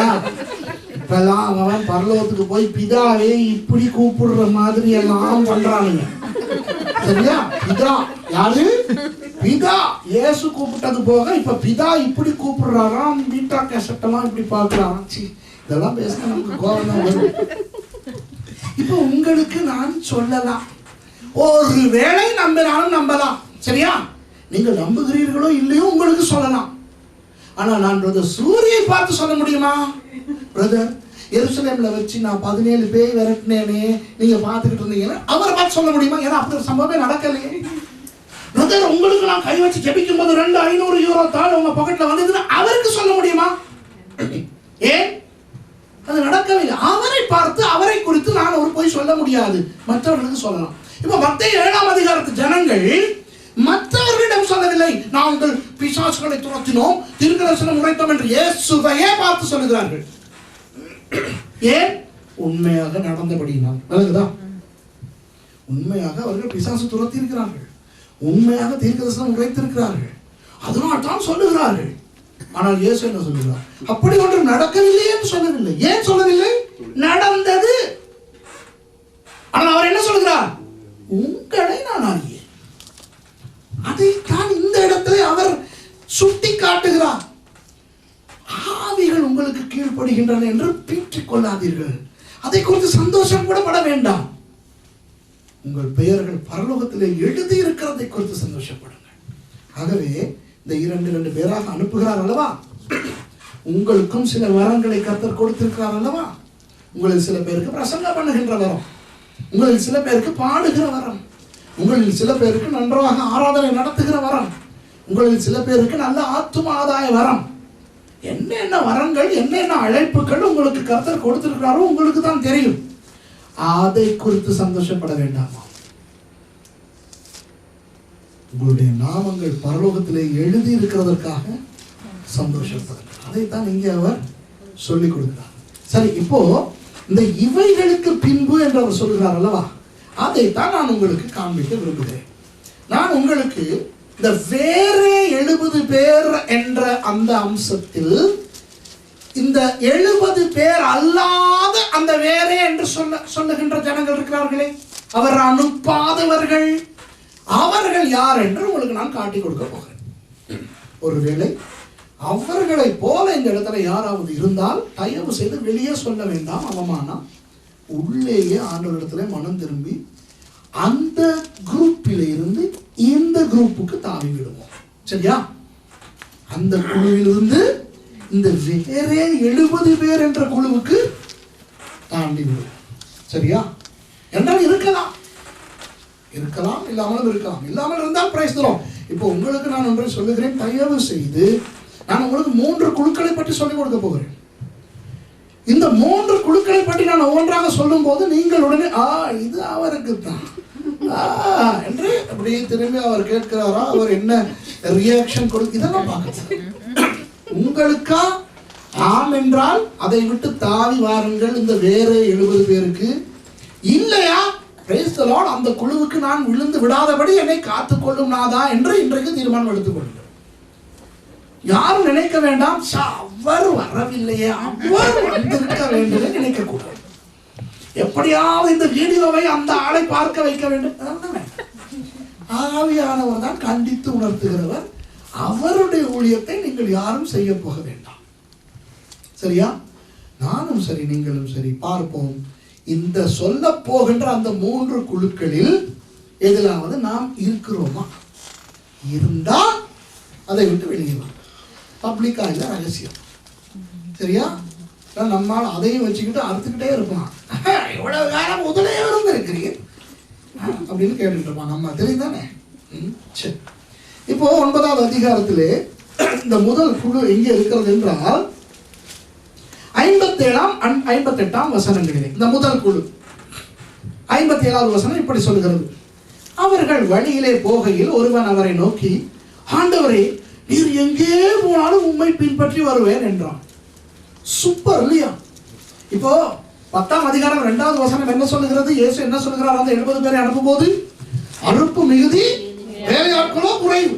அப்ப இங்கே 9ஆம் அதிகாரம் 57ஆம் வசனத்திலே ஒரு மீன் தானாக வந்து வலையிலே விழ பார்க்கிறது. ஒருவன் தானாக வந்து கேட்கிறான், ஆண்டவரே, சும்மா அல்ல, நீர் எங்கே போனாலும் நான் உண்மை பின்பற்றி வரப்போறேன். உடனே இயேசு என்ன செய்திருக்க வேண்டும்? தேங்க்யூடா, தேங்க்யூடா, எல்லாரும் இந்த ஆளை பாருங்கடா, திருப்பி ஒருக்கா சத்தமா சொல்லு என்று சொல்லி எல்லாம் அமைதியா இருக்க. இந்த ஆள் என்னமோ சொல்றார், திரும்ப சத்தமாய் சொல்லு அப்படி சொல்ல வைத்து மைக்க கொண்டு போய் கிட்ட கொடுத்து, முன்னால வாங்க, எல்லாரும் அமைதியா இருந்து பாருங்க, இங்க சொல்லுங்க தம்பி, நீங்களா சொன்னீங்க, நான் உங்களுக்கு சொல்லி கொடுத்தேனா? இல்ல. பேதுரு வந்து சொல்லி கொடுத்தாரா? இல்ல. யோவான் சொல்ல சொன்னாரா? இல்ல. அப்ப நீங்களா என்ன சொல்றீங்க? ஆண்டவரே, நீ எங்கே போனாலும் நான் பின்பற்றி வருவேன். இப்படியெல்லாம் மைக்ல சொல்ல வைக்கல. என்ன தெரியுமா சொல்றாரு? 58வது வசனத்தை பாருங்கள், குழப்பமா இருக்கிறது. அதற்கு இயேசு, நரிகளுக்கு குழிகளும் ஆகாயத்து பறவைகளுக்கு கூடுகளும் உண்டு, மனுஷகுமாரனுக்கோ தலை சாய்க்க இடமில்லை என்றான். அவனா வாரேங்கிறான், ஒரே வெட்டு. இப்ப அந்த இடத்துல நான் இருந்திருந்தேன்னா இயேசு பக்கத்துல நரிகளுக்கு குழிகளும் அப்படின்னு சொல்லும்போது நான் சொல்லிப்பேன், ஆண்டவரே, நரியெல்லாம் இங்க இருக்கிறேன், ஏன் நரிய பத்தி பேசுவானே? ஒருத்தன் அழகா வந்து வர்றேங்கிறான், வான்னு கூப்பிட வேண்டியதுதான். பாதி வழி வரும்போது அவனுக்கு முடியலைன்னா அவனை கலட்டிடலாம், அது வேற. இப்பத்தான் ஒப்பு கொடுக்குறான், இப்பவே வெற்றிங்களே நாதா நான் சொல்லியிருப்பேன். இதனாலதான் என்னைய பக்கத்துல வச்சுக்கிறேன். 2000 வருஷமா என்னைய படைக்காம எல்லாம் முடிஞ்ச பிறகு என்னைய தூக்கி போட்டு படைச்சு இப்போ பண்ணடா பிரசங்கம்னு விட்டுட்டான். பைபிள் காலத்துல பல சந்தர்ப்பங்களில் எனக்கு ஆசை, அந்த இடத்துல நான் இருந்திருந்தால் சூப்பர் ஐடியாக்களை கர்த்தருக்கு கொடுத்திருப்பேனே. கர்த்தருக்கு சூப்பர் ஐடியா தேவையே இல்லை. ஆனா உண்மையில நீங்க யோசிக்க பார்ப்போம், அறுப்பு மிகுதி வேலையாட்கள் குறைவு என்று அங்கலாய்க்கின்ற ஒரு நிலையில் இருக்கிற இயேசு தானாக ஒருவன் வந்து கேட்கும் பொழுது அவனை அப்படியே அதைரியப்படுத்தி விடுகிறான். அதற்கு பிறகு அவன் இல்லை இல்லை இருந்தாலும் பரவாயில்லை, யாருக்கு குழி வேண்டும் யாருக்கு கூடு வேண்டும், எனக்கு நீர் இருந்தால் போதும் என்று அவன் வந்திருந்தால் வேதத்திலே அது எழுதப்பட்டிருக்கும். அவன் அதற்கு பிறகு வரவில்லை என்பது என்றால் அதற்கு பிறகு அவன் வரவில்லை, வந்திருந்தால் வேதம் எழுதியிருக்கும். அதனால் தான் வேறே 70 பேரை அனுப்புகிறான். இந்த வந்தானே இவன் மாத்திரமா இப்படி வந்திருப்பான்? இன்னும் எத்தனை பேர் வந்திருப்பார்கள்? சரி, ஏன் இயேசு இவனை இப்படி அதைரியப்படுத்துகிறார் என்று சொல்லுகிறேன். பாருங்கள், இயேசு எதை பற்றி பேசுகிறார் தெரியுமா? நரிகளுக்கு குழிகளும் பறவைகளுக்கு கூடுகளும் உண்டு, மனுஷகுமாரன் எனக்கோ தலை சாய்க்க கூட இடமில்லை. அவர் என்ன தெரியுமா சொல்லுகிறார்? எனக்கு எந்த வசதியும் இல்லை. இவர் பொய் சொல்லவில்லை. இவருக்கு மேலோட்டமாய் பார்த்தால் பொய் சொல்வது போலதான் இருக்கிறது. ஏனென்றால் சம்பவம் கலிலேயாவிலே நடக்கிறது. கலிலேயாவிலே கப்பர்நகூமிலே இயேசு வீடு எடுத்து வாழ்ந்தவர். மார்க்கு 2ஆம் அதிகாரத்திலே நமக்கு தெரியும், அந்த வீட்டின் கூரையை பிரித்துக் கொண்டுதான், அந்த கூரையை பிரித்துத்தான் அந்த திமிரவாதக்காரனை இறக்குகிறார்கள். அப்ப இவர் தலை சாய்க்க இடமில்லை என்பதனை ஒரு அடையாளமாய் சொல்லுகிறார் ஒழிய அவர் உண்மையாக தனக்கு வீடு இல்லை படுக்க இடமில்லை என்பதனை அவர் குறித்து சொல்லியிருக்க முடியாது. இப்படி சொன்னவர் பிறகு ஒரு சந்தர்ப்பத்திலே படகிலேயே தூங்கி கொண்டிருந்தார். தலையை சாக்காம வச்சுக்கிட்டா தூங்கி இருப்பார். இவர் என்ன சொல்லுகிறார் என்றால், இவர் அவனை அப்படியே அவனுடைய ஒரு எதிர்பார்ப்பை கண்டுபிடித்து அதை வெட்டி போடுகிறார். புரியுதா? என்ன நடந்தது என்றால், நீங்கள் 9ஆவது அதிகாரத்திலே வாசித்தால் ஆரம்பத்தில் இருந்து இயேசு போகிற இடங்களில் எல்லாம் அற்புதங்கள் நடக்கின்றன. அது மாத்திரமல்ல, அந்த அதிகாரத்திலே தான் அவர் அந்த 5000 பேருக்கு சாப்பாடு கொடுத்த கதையெல்லாம் வருகிறது. இப்போ சில பேர் இயேசுவை பார்க்கும் போது அவர்கள் காணுவது எதை தெரியுமா? ஆடாடா, இவர் போகும் இடமெல்லாம் ஜனங்கள் வரவேற்கிறார்கள், இவர் கை வைக்கும் பொழுது நோயாளிகள் சுகமடைகிறார்கள், ஒரு வார்த்தை சொன்னால் பேயெல்லாம் ஓடுகிறது, 5 அப்பங்களும் 2 மீன்களும் கொண்டு 5000 ஆண்கள் அவர்களுடைய மனைவிமார் பிள்ளைகளுக்கெல்லாம் சாப்பாடு கொடுக்கிறார். சூப்பர், வாழ்ந்தா இப்படிப்பட்ட ஒரு ஆளோட தாண்டா வாழணும். எதற்காக இவன் தீர்மானித்தான் தெரியுமா? இந்த வெளிப்பிரகாரமான ஆசீர்வாதங்களை பார்த்து அவற்றால் கவரப்பட்டான். அதனால் தான் அவன் சொல்லும் பொழுது இயேசுவுக்கு தெரிகிறது, இவன் எதற்காக என்னோடு வர விரும்புகிறான்.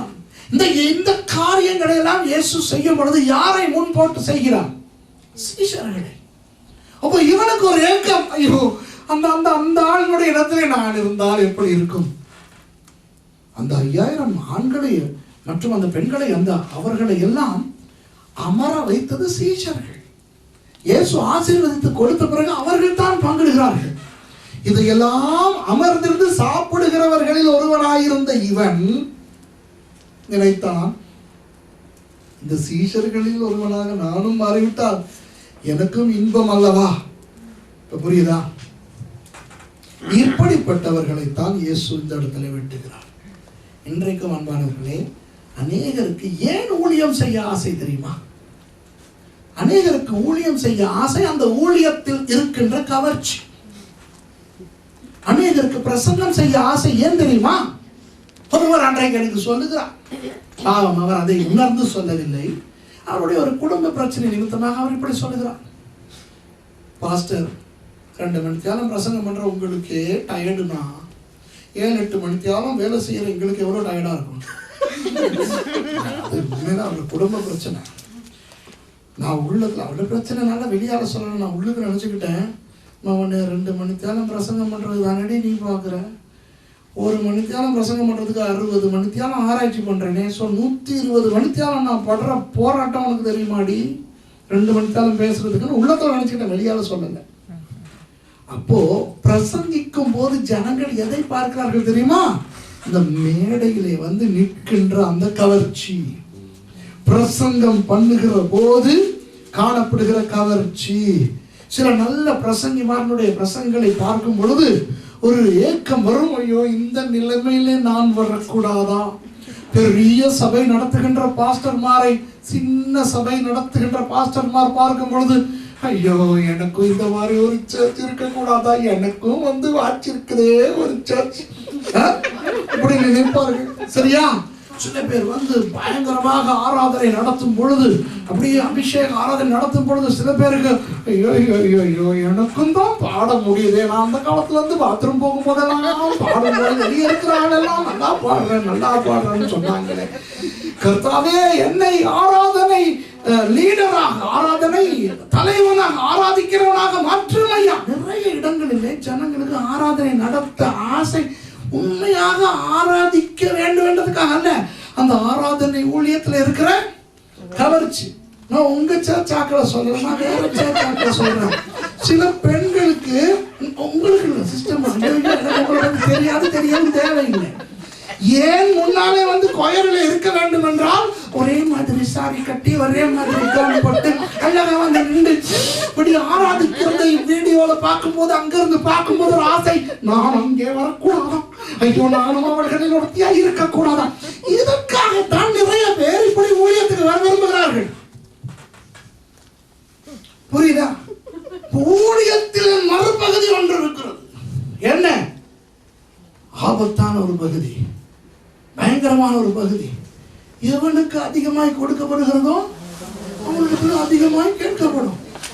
நிறைய பேர் சொல்லுவாங்க என்கிட்ட, பாஸ்டர்மா ஃபோன் பண்ணி நேரில் அப்பாயின்மெண்ட் எடுத்து கேட்பாங்க, பாஸ்டர் உங்களை போல நாங்களும் பிரசங்கம் பண்ணுறதுக்கு சொல்லிக் கொடுங்க பாஸ்டர்.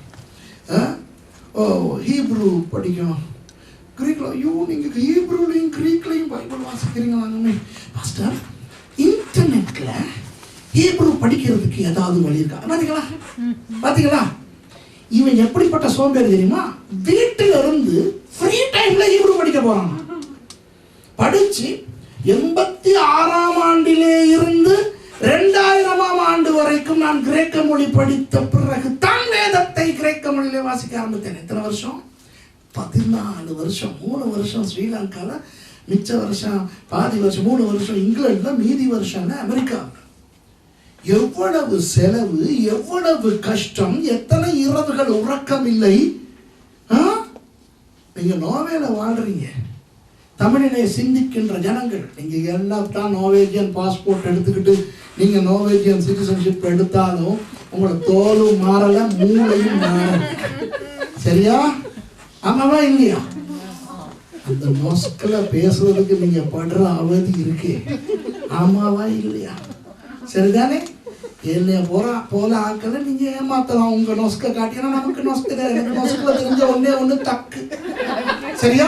அப்ப எனக்கு தக்கு மட்டும் தானே தெரியும். நீங்க தக்கிட்ட தத்திமி எல்லாம் போட்டு என்னை போன்றவர்களை ஏமாற்றலாம்.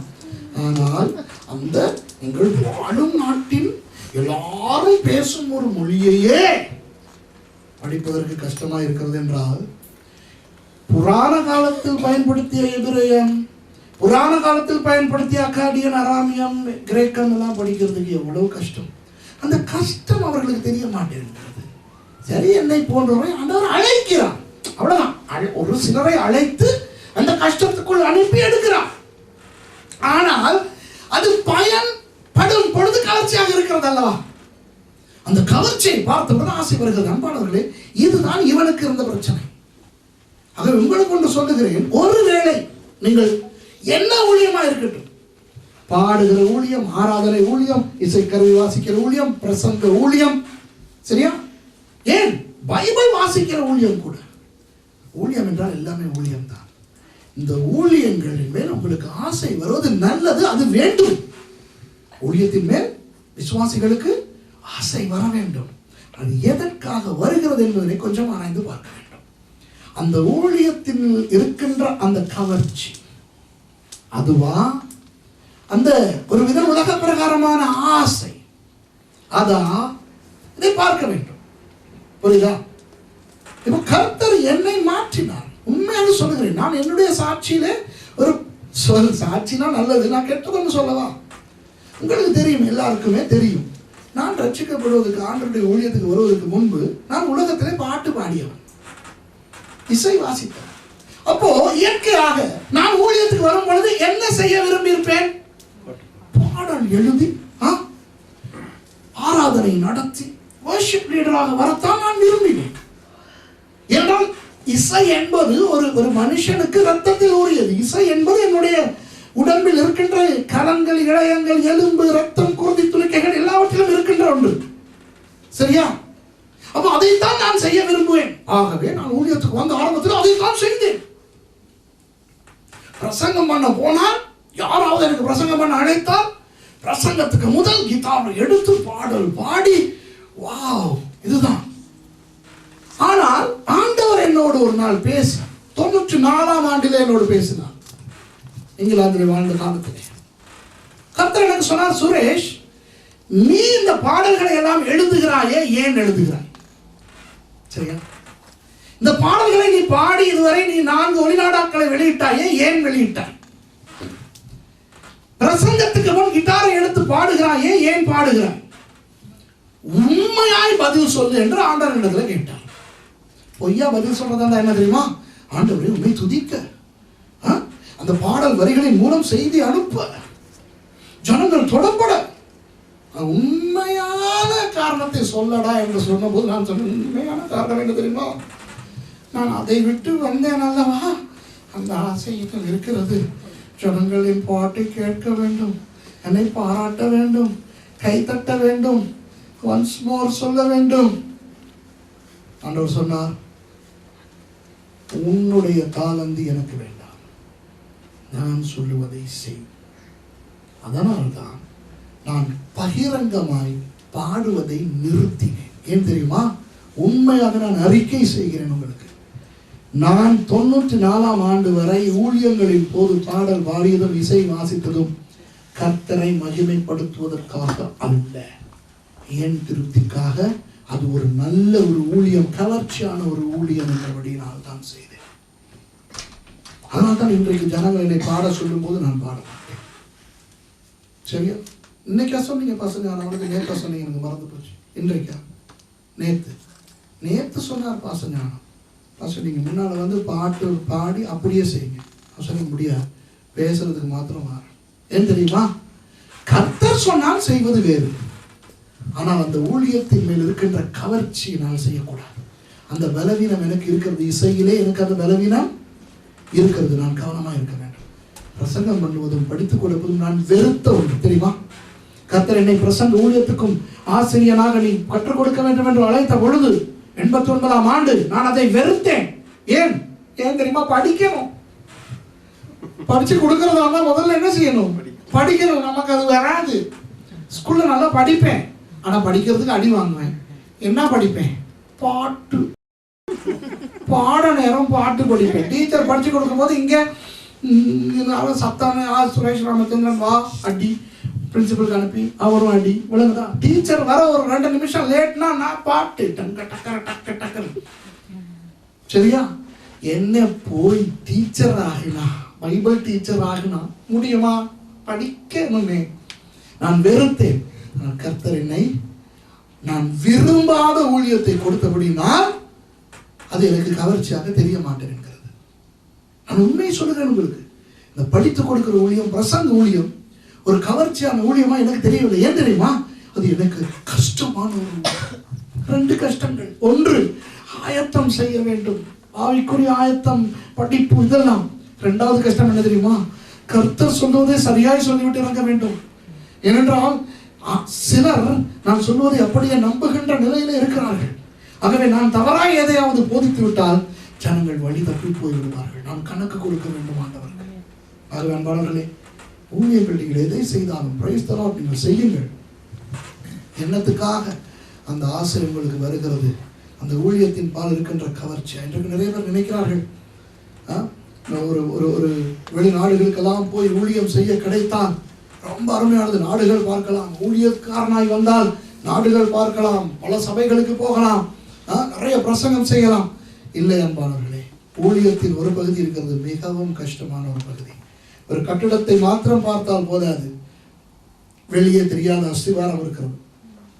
அந்த அஸ்திவாரத்துக்கு எவ்வளவு நோண்டப்பட்டது, எவ்வளவு தோண்டப்பட்டது, எவ்வளவு கஷ்டம் கொடுக்கப்பட்டது என்றது அஸ்திவாரத்துக்கு தான் தெரியும். ஆகவே அன்பானவர்களே, முதலாவது ஆண்டவர் யாரை வேண்டாம் என்று ஒதுக்கிறார் தெரியுமா? வசதிகளுக்காகவும் அந்த வெளிப்பிரகாரமான கவர்ச்சிக்காகவும் ஊழியத்துக்கு வர விரும்பினார்கள். சரிதானே? சரி, இப்போ இந்த முதலாவது குழு நான் சீக்கிரம் முடிக்க போறேன். 20 நிமிஷத்துக்குள் 25 நிமிஷத்துக்குள் முடித்து விடுவேன். சரியா? இப்போ டைம் ஓகே தானே? 20 minutes ஓகே. அப்போ முதலாவது குழு தானாக வந்து இயேசு இடத்துல கேட்டவனையே இயேசு வேண்டாம் என்றார். ஏன்? கவர்ச்சியாய் ஊழியத்தின் பால் கவரப்படுகிறவன் எனக்கு நல்ல சீஷனாய் இருக்க மாட்டான். ஆனால் பாருங்கள், அடுத்த 59வது வசனத்திலே இயேசுவே ஒருவனை அழைக்கிறார். வேறொருவனை அவர் நோக்கி என்னை பின்பற்றி வா என்றார். அதற்கு அவன், ஆண்டவரே, முன்பு நான் போய் என் தகப்பனை அடக்கம் பண்ண எனக்கு உத்தரவு கொடுக்க வேண்டும் என்றான். அதற்கு இயேசு, மரித்தோர் தங்கள் மரித்தோரை அடக்கம் பண்ணட்டும், நீ போய் தேவனுடைய ராஜ்யத்தை குறித்து பிரசங்கி என்றார். அவன் அதற்கு கீழ்ப்படிந்து போயிருந்தால் அது எழுதப்பட்டிருக்கும். சரியா? ஆனால் அவன் போகவில்லை என்பது இதுல எழுதப்படாததிலிருந்து தெரிகிறது. புரியுதா? சரி, ஆண்டவர் ஒருவனை அழைக்கிறார், வா ஊழியத்துக்கு வா. அவன் என்ன சொல்லுகிறான்? மாட்டேன் என்று சொல்லுகிறானா? இல்லை. அவன் என்ன சொல்லுகிறான்?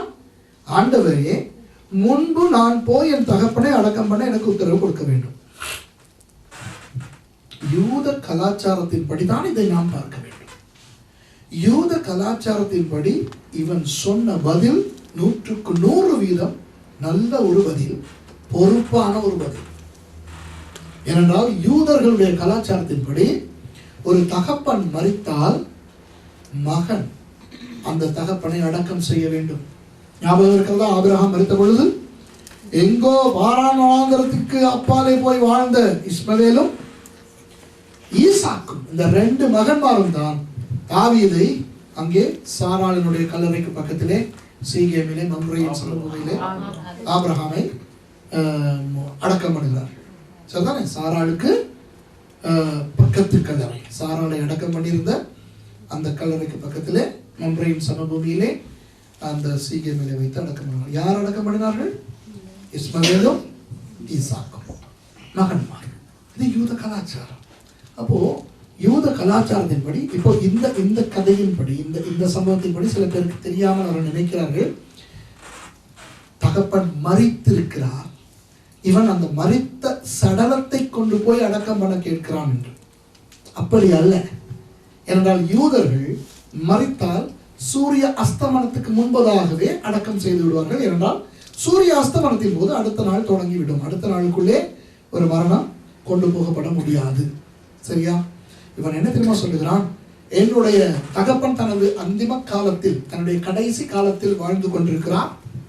எனக்கு ஒரு மகன் என்ற பொறுப்பு இருக்கிறது. நான் உம்மோடு வந்தால் நீர் இன்றைக்கு கலிலேயாவில் இருப்பீர், திருப்பி நாளைக்கு தெக்கப்போலி போய் விடுவீர், அல்லது நாளை மறுநாள் எருசலேமுக்கு போய் விடுவீர். இது 20ஆம் நூற்றாண்டு அல்ல. ஆண்டவரே SMS மூலமோ தொலைபேசி மூலமாகவோ அழைத்து சொல்வதற்கு உன் அப்பா இறந்துவிட்டார் உடனே வா என்று. எருசலேமுக்கு நான் உம்மோடு வந்திருக்கும் போது என் அப்பா இறந்து விட்டால் அந்த செய்தி வந்து என்னை அடையும் போதே 3 நாள் ஆகிவிடும். என் தகப்பனை அன்றைக்கே அனாதை பிணமாக அடக்கம் செய்து விடுவார்கள். எனக்கு ஒரு குடும்ப பொறுப்பு இருக்கிறது, ஒரு மகன் என்ற ஒரு பொறுப்பு இருக்கிறது.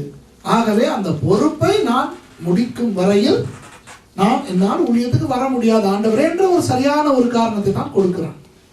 அதற்கு தான் இயேசு அவனை இகழ்ந்து பேசுகிறார். மரித்தோர் தங்கள் மரித்தோரை அடக்கம் பண்ணட்டும், நீ முதலாவது போய் ராஜ்யத்தின் பிரசங்கத்தை, சுவிசேஷத்தை பிரசங்கி என்று. பாருங்கள், இன்றைக்கு நமக்கு குடும்ப பொறுப்பு இருக்கிறது. வேதம் கூட புதிய ஏற்பாட்டில் என்ன சொல்லுகிறது? ஒருவன் தன் குடும்பத்தை கவனிக்க முடியாவிட்டால் சபையை கவனிக்க வரக்கூடாது. இப்போ இன்றைக்கு கணவன்மார் இருக்கிறீர்கள், மனைவிமார் இருக்கிறீர்கள். கணவனுக்கு என்ற ஒரு பொறுப்பு இருக்கிறது, மனைவி என்ற பொறுப்பு இருக்கிறது, தகப்பன் தாய் என்ற பொறுப்பு இருக்கிறது. சரியா? இன்னும் எத்தனையோ பொறுப்புகள், நீங்கள் வேலை செய்யும் இடங்களில் உங்களுக்கு பொறுப்புகள் இருக்கின்றன. இந்த பொறுப்புகளை உதாசீனம் செய்யுங்கள் என்று ஆண்டவர் சொல்லவே இல்லை. ஆனால் கர்த்தர் என்ன தெரியுமா சொல்லுகிறார்? சாட்டு போக்குக்காக பொறுப்புகளை பயன்படுத்தாது என்று சொல்லுகிறார். சில பேர் சாட்டு போக்கு. இப்போ இவனுடைய அப்பா மரண படுக்கையில் இதோ இன்றோ நாளையோ இறக்க போகிறார் என்ற ஒரு நிலையில் இருந்திருந்தால் இயேசு அவனுக்கு அப்படி சொல்லியிருப்பாரா? நீங்கள் யோசித்து பாருங்கள். இயேசு எப்படிப்பட்டவராய் வாழ்ந்தார்? முதல் 30 வருஷமும் அவருடைய உண்மையான அப்பா அல்லாத யோசேப்பின் பிள்ளையாக அவர் ஒழுங்காய் வாழ்ந்தவர். அந்த தான் பிறந்த மரியாளின் கணவன் என்ற ஒரு காரணத்துக்காக அந்த யோசேப்பின் பிள்ளை என்ற பெயரிலே வாழ்ந்தவர். சரிதானே? தனக்கு பிறகு மரியாளுக்கு பிறந்த தன்னுடைய தம்பிகளாகிய யூதா, யாக்கோபு மற்றும் சகோதரிகள் எல்லாரையும் ஒழுங்காய் வளர்த்து வருவார். எப்படி தெரியும்? மார்க்கு 6ஆம் அதிகாரம் சொல்லுகிறது. ஜனங்கள் மார்க்கு 6ஆம் அதிகாரத்தை பார்த்து ஆச்சரியப்படுகிறார்கள். இவன் அந்த தச்சனுடைய மகன் அல்லவா? இவனுடைய சகோதரர்களும் சகோதரிகளும் எங்கள் மத்தியில் இருக்கிறார்கள் அல்லவா என்று இயேசுவை குறித்து ஆச்சரியப்படும் போது நமக்கு தெரிகிறது இதெல்லாம் உண்மை என்று. அப்போ இயேசு ஒரு பொறுப்பானவராக வாழ்ந்து 30 வயது வரை பல்லை கடித்துக் கொண்டிருந்து விட்டு யூத கலாச்சாரத்தின்படி 30 வயதில் வீட்டை விட்டு வெளியே போகலாம் என்ற நிலை வந்த போதுதான் வீட்டை விட்டு இறங்கினார்.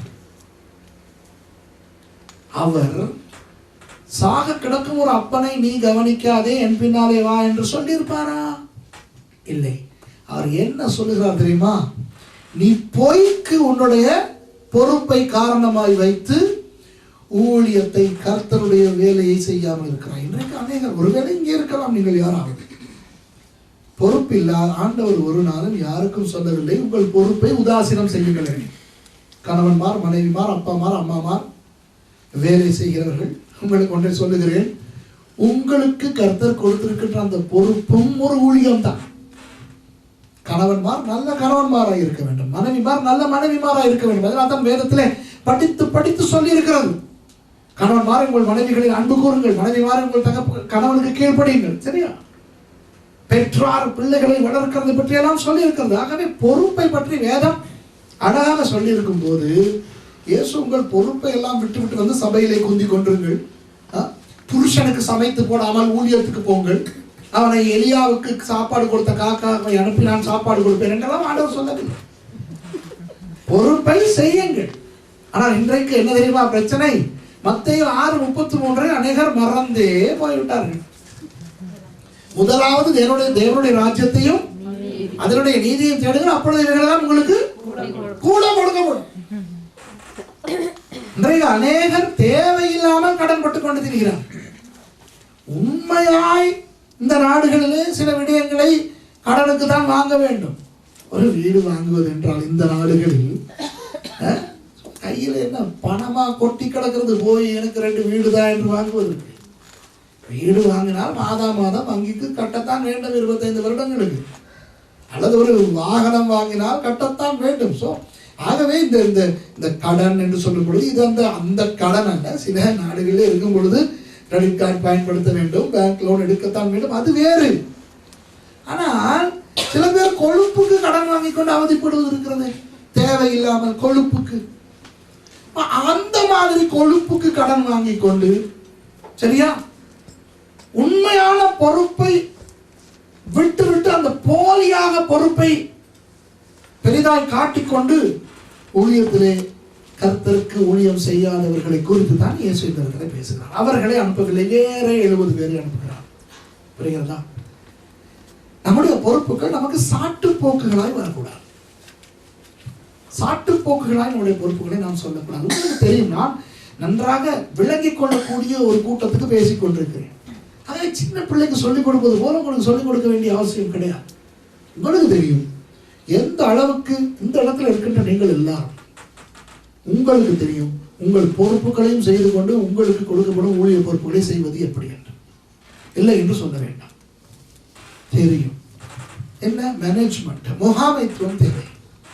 ஒழுங்காய் எல்லாவற்றையும் கிரமமாய் செய்கின்ற அந்த ஒழுக்கம் நம்முடைய வாழ்க்கைக்குள் வந்தால் அழகாக எல்லாவற்றையும் செய்யலாம். சரியா? ஆகவே பொய்க்கு ஊழியத்தை செய்வதற்கு விருப்பம் இல்லாமல் பொறுப்புகளை காரணமாய் வைத்துக் கொண்டு அதை சாட்டு போக்காய் சொல்லக்கூடாது என்பதுதான் ஆண்டவர் இந்த இடத்துல சொல்கிறார். இன்றைக்கு ஊழியர்கள் தேவை, சுவிசேஷம் அறிவிப்பவர்கள் தேவை. ஆகவே நீங்கள் அவருக்கு தேவை. இந்த இடத்துல அனுப்பப்பட்ட அந்த வேற 70 பேர் போல கர்த்தர் உங்களை அனுப்ப விரும்புகிறார். ஆனால் உங்களில் சிலருக்கு அதை செய்ய முடியாமல் இருக்கிறதுக்கு காரணம் பொறுப்பு. ஆனால் உண்மையாக உட்கார்ந்து யோசித்து பார்த்தால் அந்த பொறுப்பை செய்து கொண்டு கர்த்தருக்கென்று ஒரு நேரத்தை ஒதுக்குவது உண்மையிலேயே ஒரு முடிந்த காரியம், முடியாத காரியம் அல்ல. அப்படி அந்த பொறுப்பையும் செய்து கொண்டு இதையும் செய்யும் பொழுது வருகின்ற அந்த கஷ்டத்தின் போது கர்த்தருக்கு ஞாபகம் இருக்கிறது. மத்தேயு 6:33, முதலாவது தேவனுடைய ராஜ்யத்தையும் அதனுடைய நீதியும் தேடுங்க, அப்பொழுது இவைகளெல்லாம் உங்களுக்கு கூட கொடுக்கப்படும். ஆகவே பொறுப்புகளை, உண்மையான பொறுப்புகளை பொய்யான சாட்டு போக்குகளுக்கு பயன்படுத்துகிறவர்கள் தான் அந்த வேறே இருக்கின்றவர்களின் இரண்டாவது குழு. சரி, கடைசியாக மூன்றாவது குழுவை பார்ப்போம். 61வது வசனம். பின்பு வேற நோக்கி, இப்போ முதலாவது ஆள் போல இவனும் தானாக வந்து பேசுகிறான். ஆனால் இவன் கொஞ்சம் வித்தியாசமாக பேசுகிறான். ஆண்டவரே, உம்மை பின்பற்றுவேன், ஆனாலும் முன்பு நான் போய் வீட்டில் இருக்கிறவர்களிடத்தில் அனுபவித்துக் கொண்டு வரும்படி எனக்கு உத்தரவு கொடுக்க வேண்டும் என்றான். எவ்வளவு நல்லவன் பாருங்க, எவ்வளவு நல்லவன். என்னது? ஆண்டவரே, நான் ஊழியத்துக்கு வர விரும்புகிறேன், இந்த பொறுப்பு கிருப்பு பரப்பு இதெல்லாம் எனக்கு பிரச்சனை இல்லை, நான் தான் வரத்தான் போகிறேன். ஆனால் எங்களுடைய கலாச்சாரத்தின் படி ஆண்டவரே, நான் வீட்டிலே இருந்து அனுமதி வாங்கி கொண்டு அல்லவா வர வேண்டும், ஆகவே போய் அனுமதி வாங்கி கொண்டு வருகிறேன் என்று இவன் சொல்கிறான். கேட்பதற்கு நன்றாகத்தான் இருக்கிறது. ஆனால் ஏன் அவனை இயேசு ஒரே அடியாக வெட்டுகிறார்? இயேசு எப்படி வெட்டுகிறார் பாருங்கள். 62வது வசனம். அதற்கு இயேசு, கலப்பையின் மேல் தன் கையை வைத்து பெண்ணிட்டு பார்க்கிற எவனும் தேவனுடைய ராஜ்யத்துக்கு தகுதி உள்ளவன் அல்ல என்றார். என்ற தெய்வம்! இவர் இப்படி சொல்லியிருந்தால் பரவாயில்லை. அதாவது கலப்பையின் மேல் தன் கையை வைத்துவிட்டு பின்னிட்டு பார்க்கிற எவனும் தேவனுடைய ஊழியத்துக்கு தகுதி உள்ளவன் என்று சொல்லியிருந்தால் பரவாயில்லை. நீ எல்லாம் ஊழியக்காரனா இருக்க முடியாதடா, சும்மா விசுவாசியா இரு. ஆனால் இயேசு பயங்கர பாரதூரமான ஒன்றை சொல்கிறார். என்ன சொல்கிறார்? தேவனுடைய ராஜ்யத்திலேயே இருக்க தகுதி இல்லையா? என்ற தெய்வம்! ஊழியக்காரனா இல்லடி, நீ விசுவாசியா கூட இருக்க முடியாது. என்னத்தை பண்ணி விட்டான்? கலப்பையில கையை வச்சுட்டு கையை எடுக்க கூட இல்லையா? இன்னும் சும்மா அப்படி பின்னாடி பார்த்துட்டானா முடியாதுடா. இது பயங்கரமா இல்லை, கொடுமையா இல்லை? யோசிச்சு பாருங்க கொஞ்சம். இந்த வசனம் எனக்கு நன்றாக தெரியும், கொஞ்சம் யோசித்து பாருங்க. எவ்வளவு கடுமையான கொடுமையான வசனம். பாவம் இந்த பையன். இவன் விடமாட்டேன் என்று சொல்லவில்லை, கையை வைத்து விட்டான், கையை எடுக்க கூட இல்லை.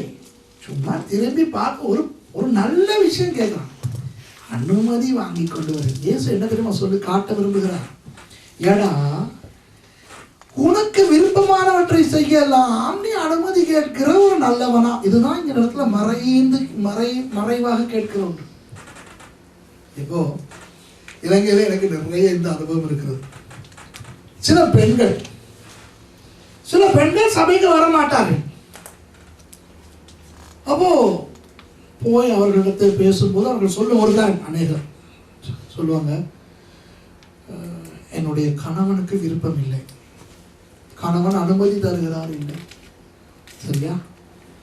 கேட்கும்போது எவ்வளவு இனிமையா இருக்குது. அது எவ்வளவு நல்ல பொம்பளை.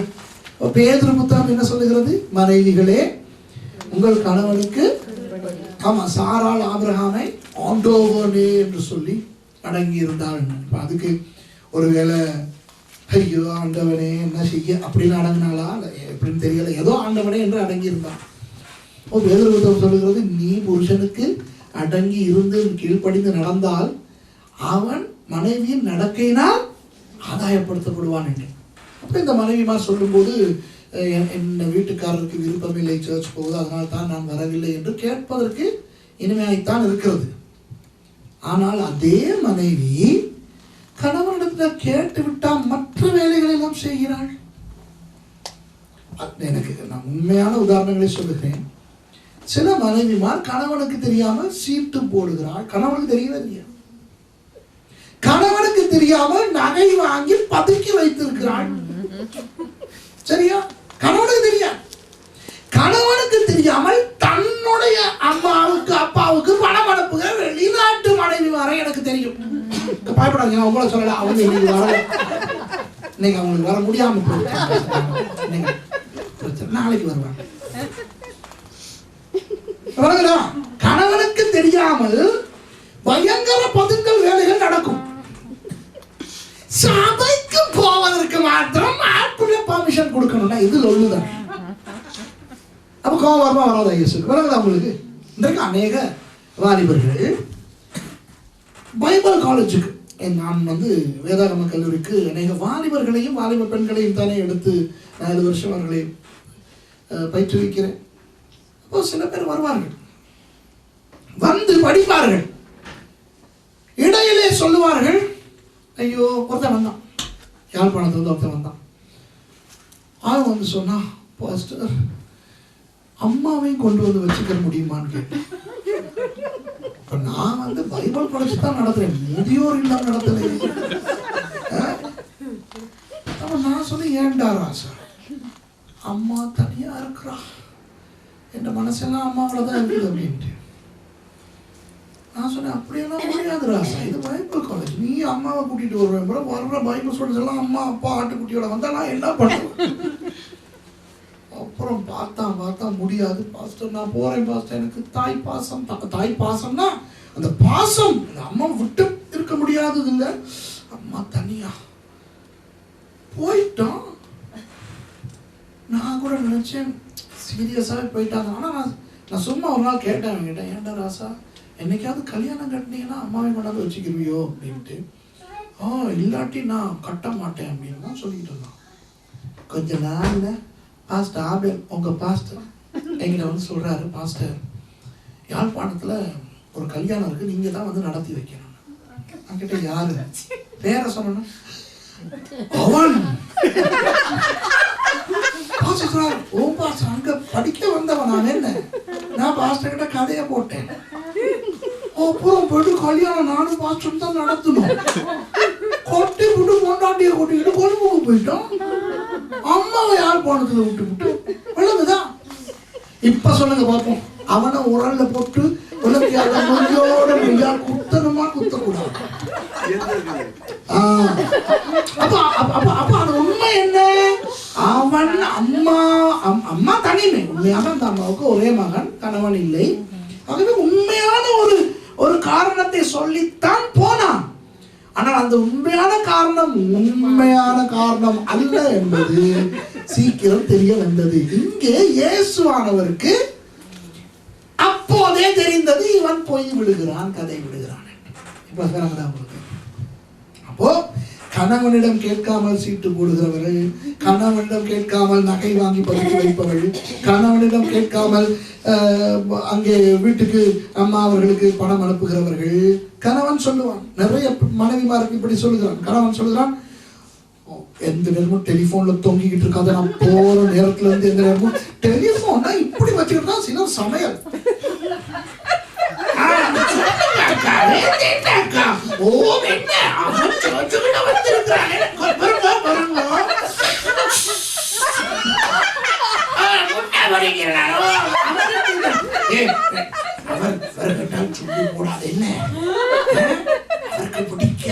எப்படி கதை இதெல்லாம் வச்சுக்கிட்டு சமைச்சுக்கிட்டு வந்துட்டார் போல கிடக்குது.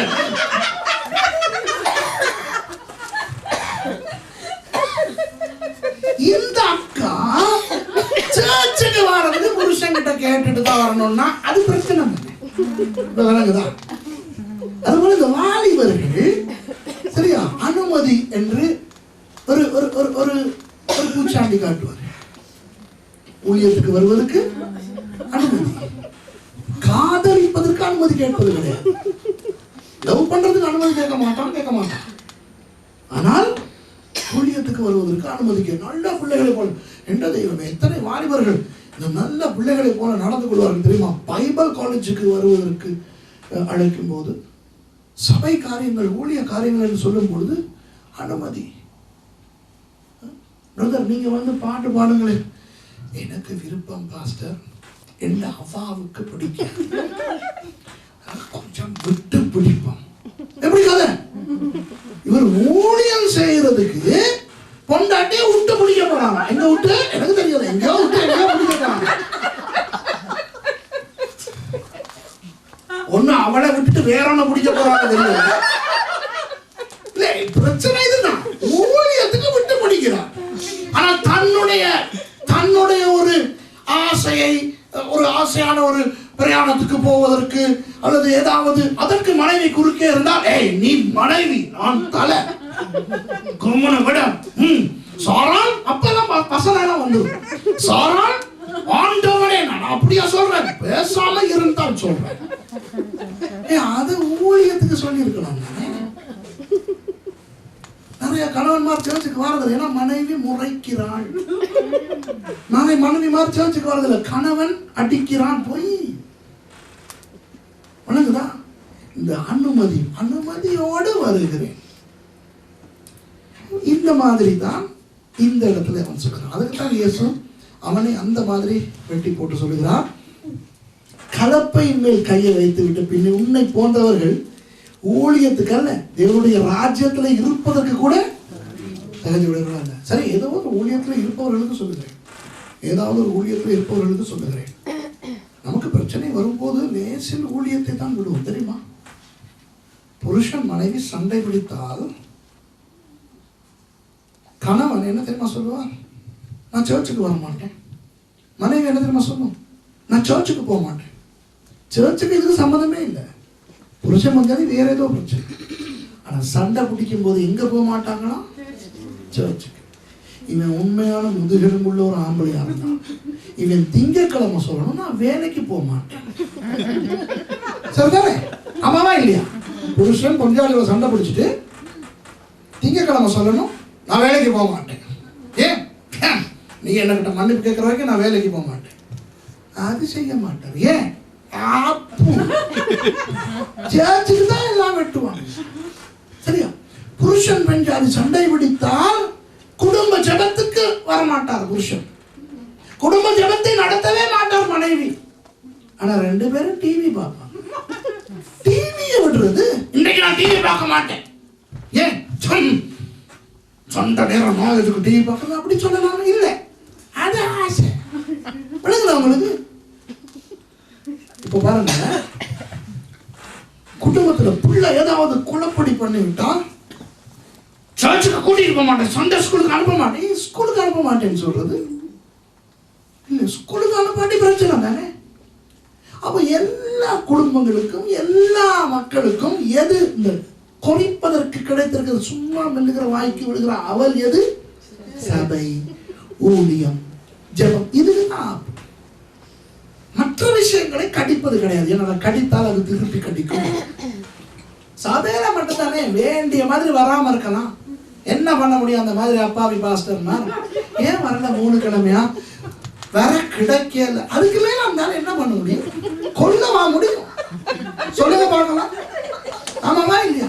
வேற கிடைக்க அவர் என்ன செய்ய முடியும்? அப்படியான்னு கேட்டுட்டு பாஸ்டர் வேற கிடைக்கணும் செப்பியோ அது அவரா சொல்லுவாங்க. அப்புறம் அவர் அவங்க ஜெபிக்கிறான், ஆண்டவரே கொண்டு வரணும். நீங்க ஏன் தசமபாகம் கொடுக்குறீங்க? இல்ல வழி இல்லை. அதோட அவர் கம்மனு அவரை எடுத்துட்டு இங்க பாஸ்டர் பேதுருவை கொண்டாந்து போட்டா என்ன ஆகும் தெரியுமா?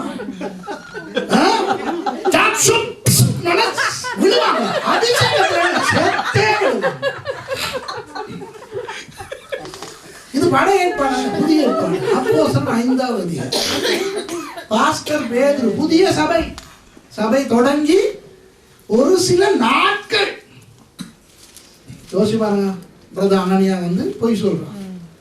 அப்ப பேதுரு அப்படிலாம் சொல்லிட்டா பக்கத்துல நான் இருந்தா என்ன சொல்றேன் பேதுரு கிட்ட, பாஸ்டர் என்ன பாஸ்டர் இப்பதான் சபை தொடங்கி இருக்குது, இவங்கெல்லாம் புது விசுவாசிகள், கொஞ்சமாவது கொடுக்கறத பாருங்க. நீங்க கொடுக்காதத பார்த்து இப்படிலாம் பண்ணாதீங்க. கொஞ்சமாவது கொடுக்குறாங்க இல்லையா? அதனாலதான் நான் சொன்னேன் ஆண்டவரே எங்க வைக்கிறேன்ட்டு. அனனியா செத்து விழுந்தான். செத்தோட என்ன செய்யணும்? வீட்டுக்கு சொல்லி அனுப்பணும். இவர் அப்படி செஞ்சாரா? இல்ல, பயல்களை விட்டு போய் அடக்கம் பண்ணிட்டு வா. சிஸ்டர் வருது,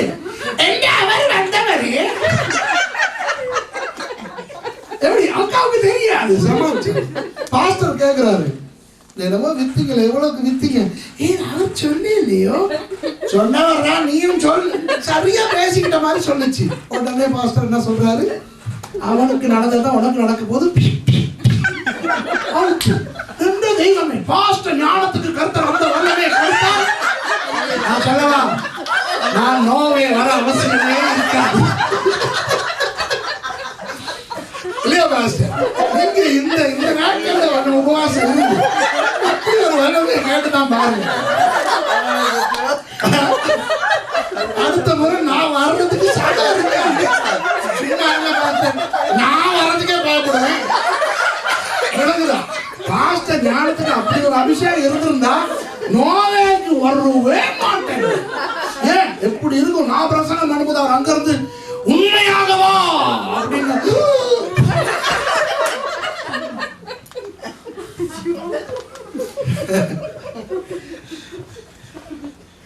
ஆகவே இப்போ ஆண்டவர் என்ன தெரியுமா நமக்கு சொல்லுகிறார்?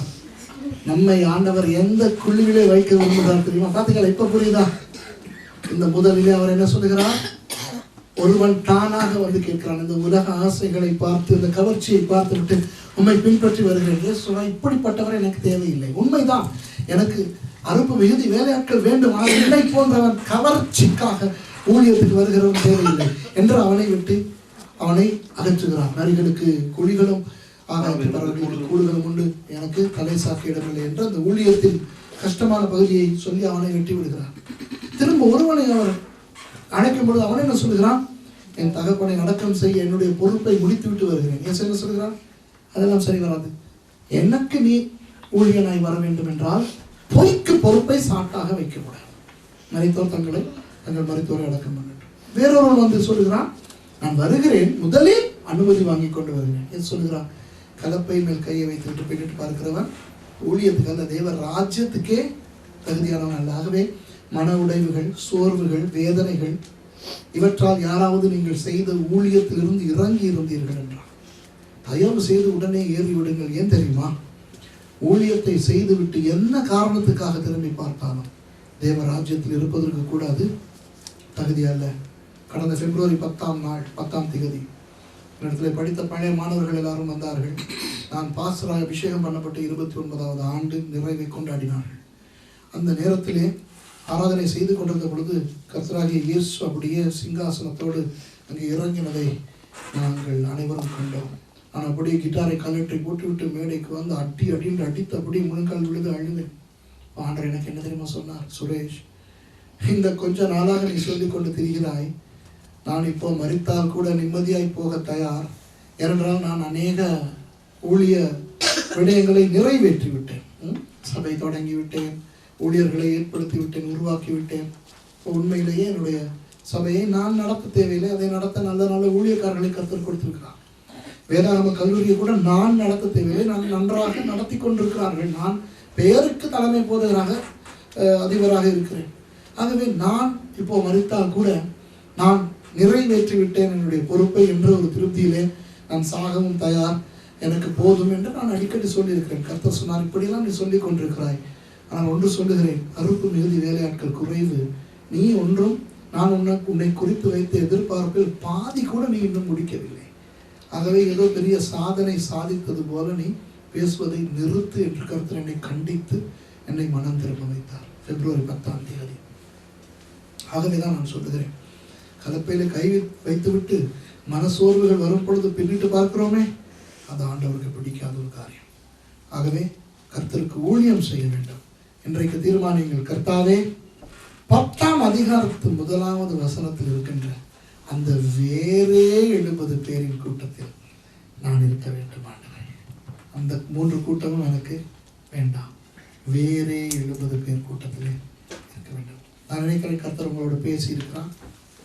எழுந்திருந்து கர்த்தருக்கு எங்களை அர்ப்பணித்து சொல்வோம். கர்த்தாவே, என்ன நோக்கத்துக்காக நாங்கள் ஊழியம் செய்ய விரும்புகிறோம் என்று உங்களுக்கு தெரியும், எங்களுக்கும் தெரியும். இன்றைக்கு ஆண்டவரே, அந்த லூக்கா 10ஆம் அதிகாரத்தின் அந்த வேறே 70 பேரின் கூட்டத்தில் நான் இருக்க விரும்புகிறேன். ஒரு நிமிஷம் அமைதியாக இருந்து ஆண்டவருக்கு எங்களை இன்னும் ஒரு புதிய விதத்திலே அர்ப்பணிப்போம். ஒரு நிமிஷம்.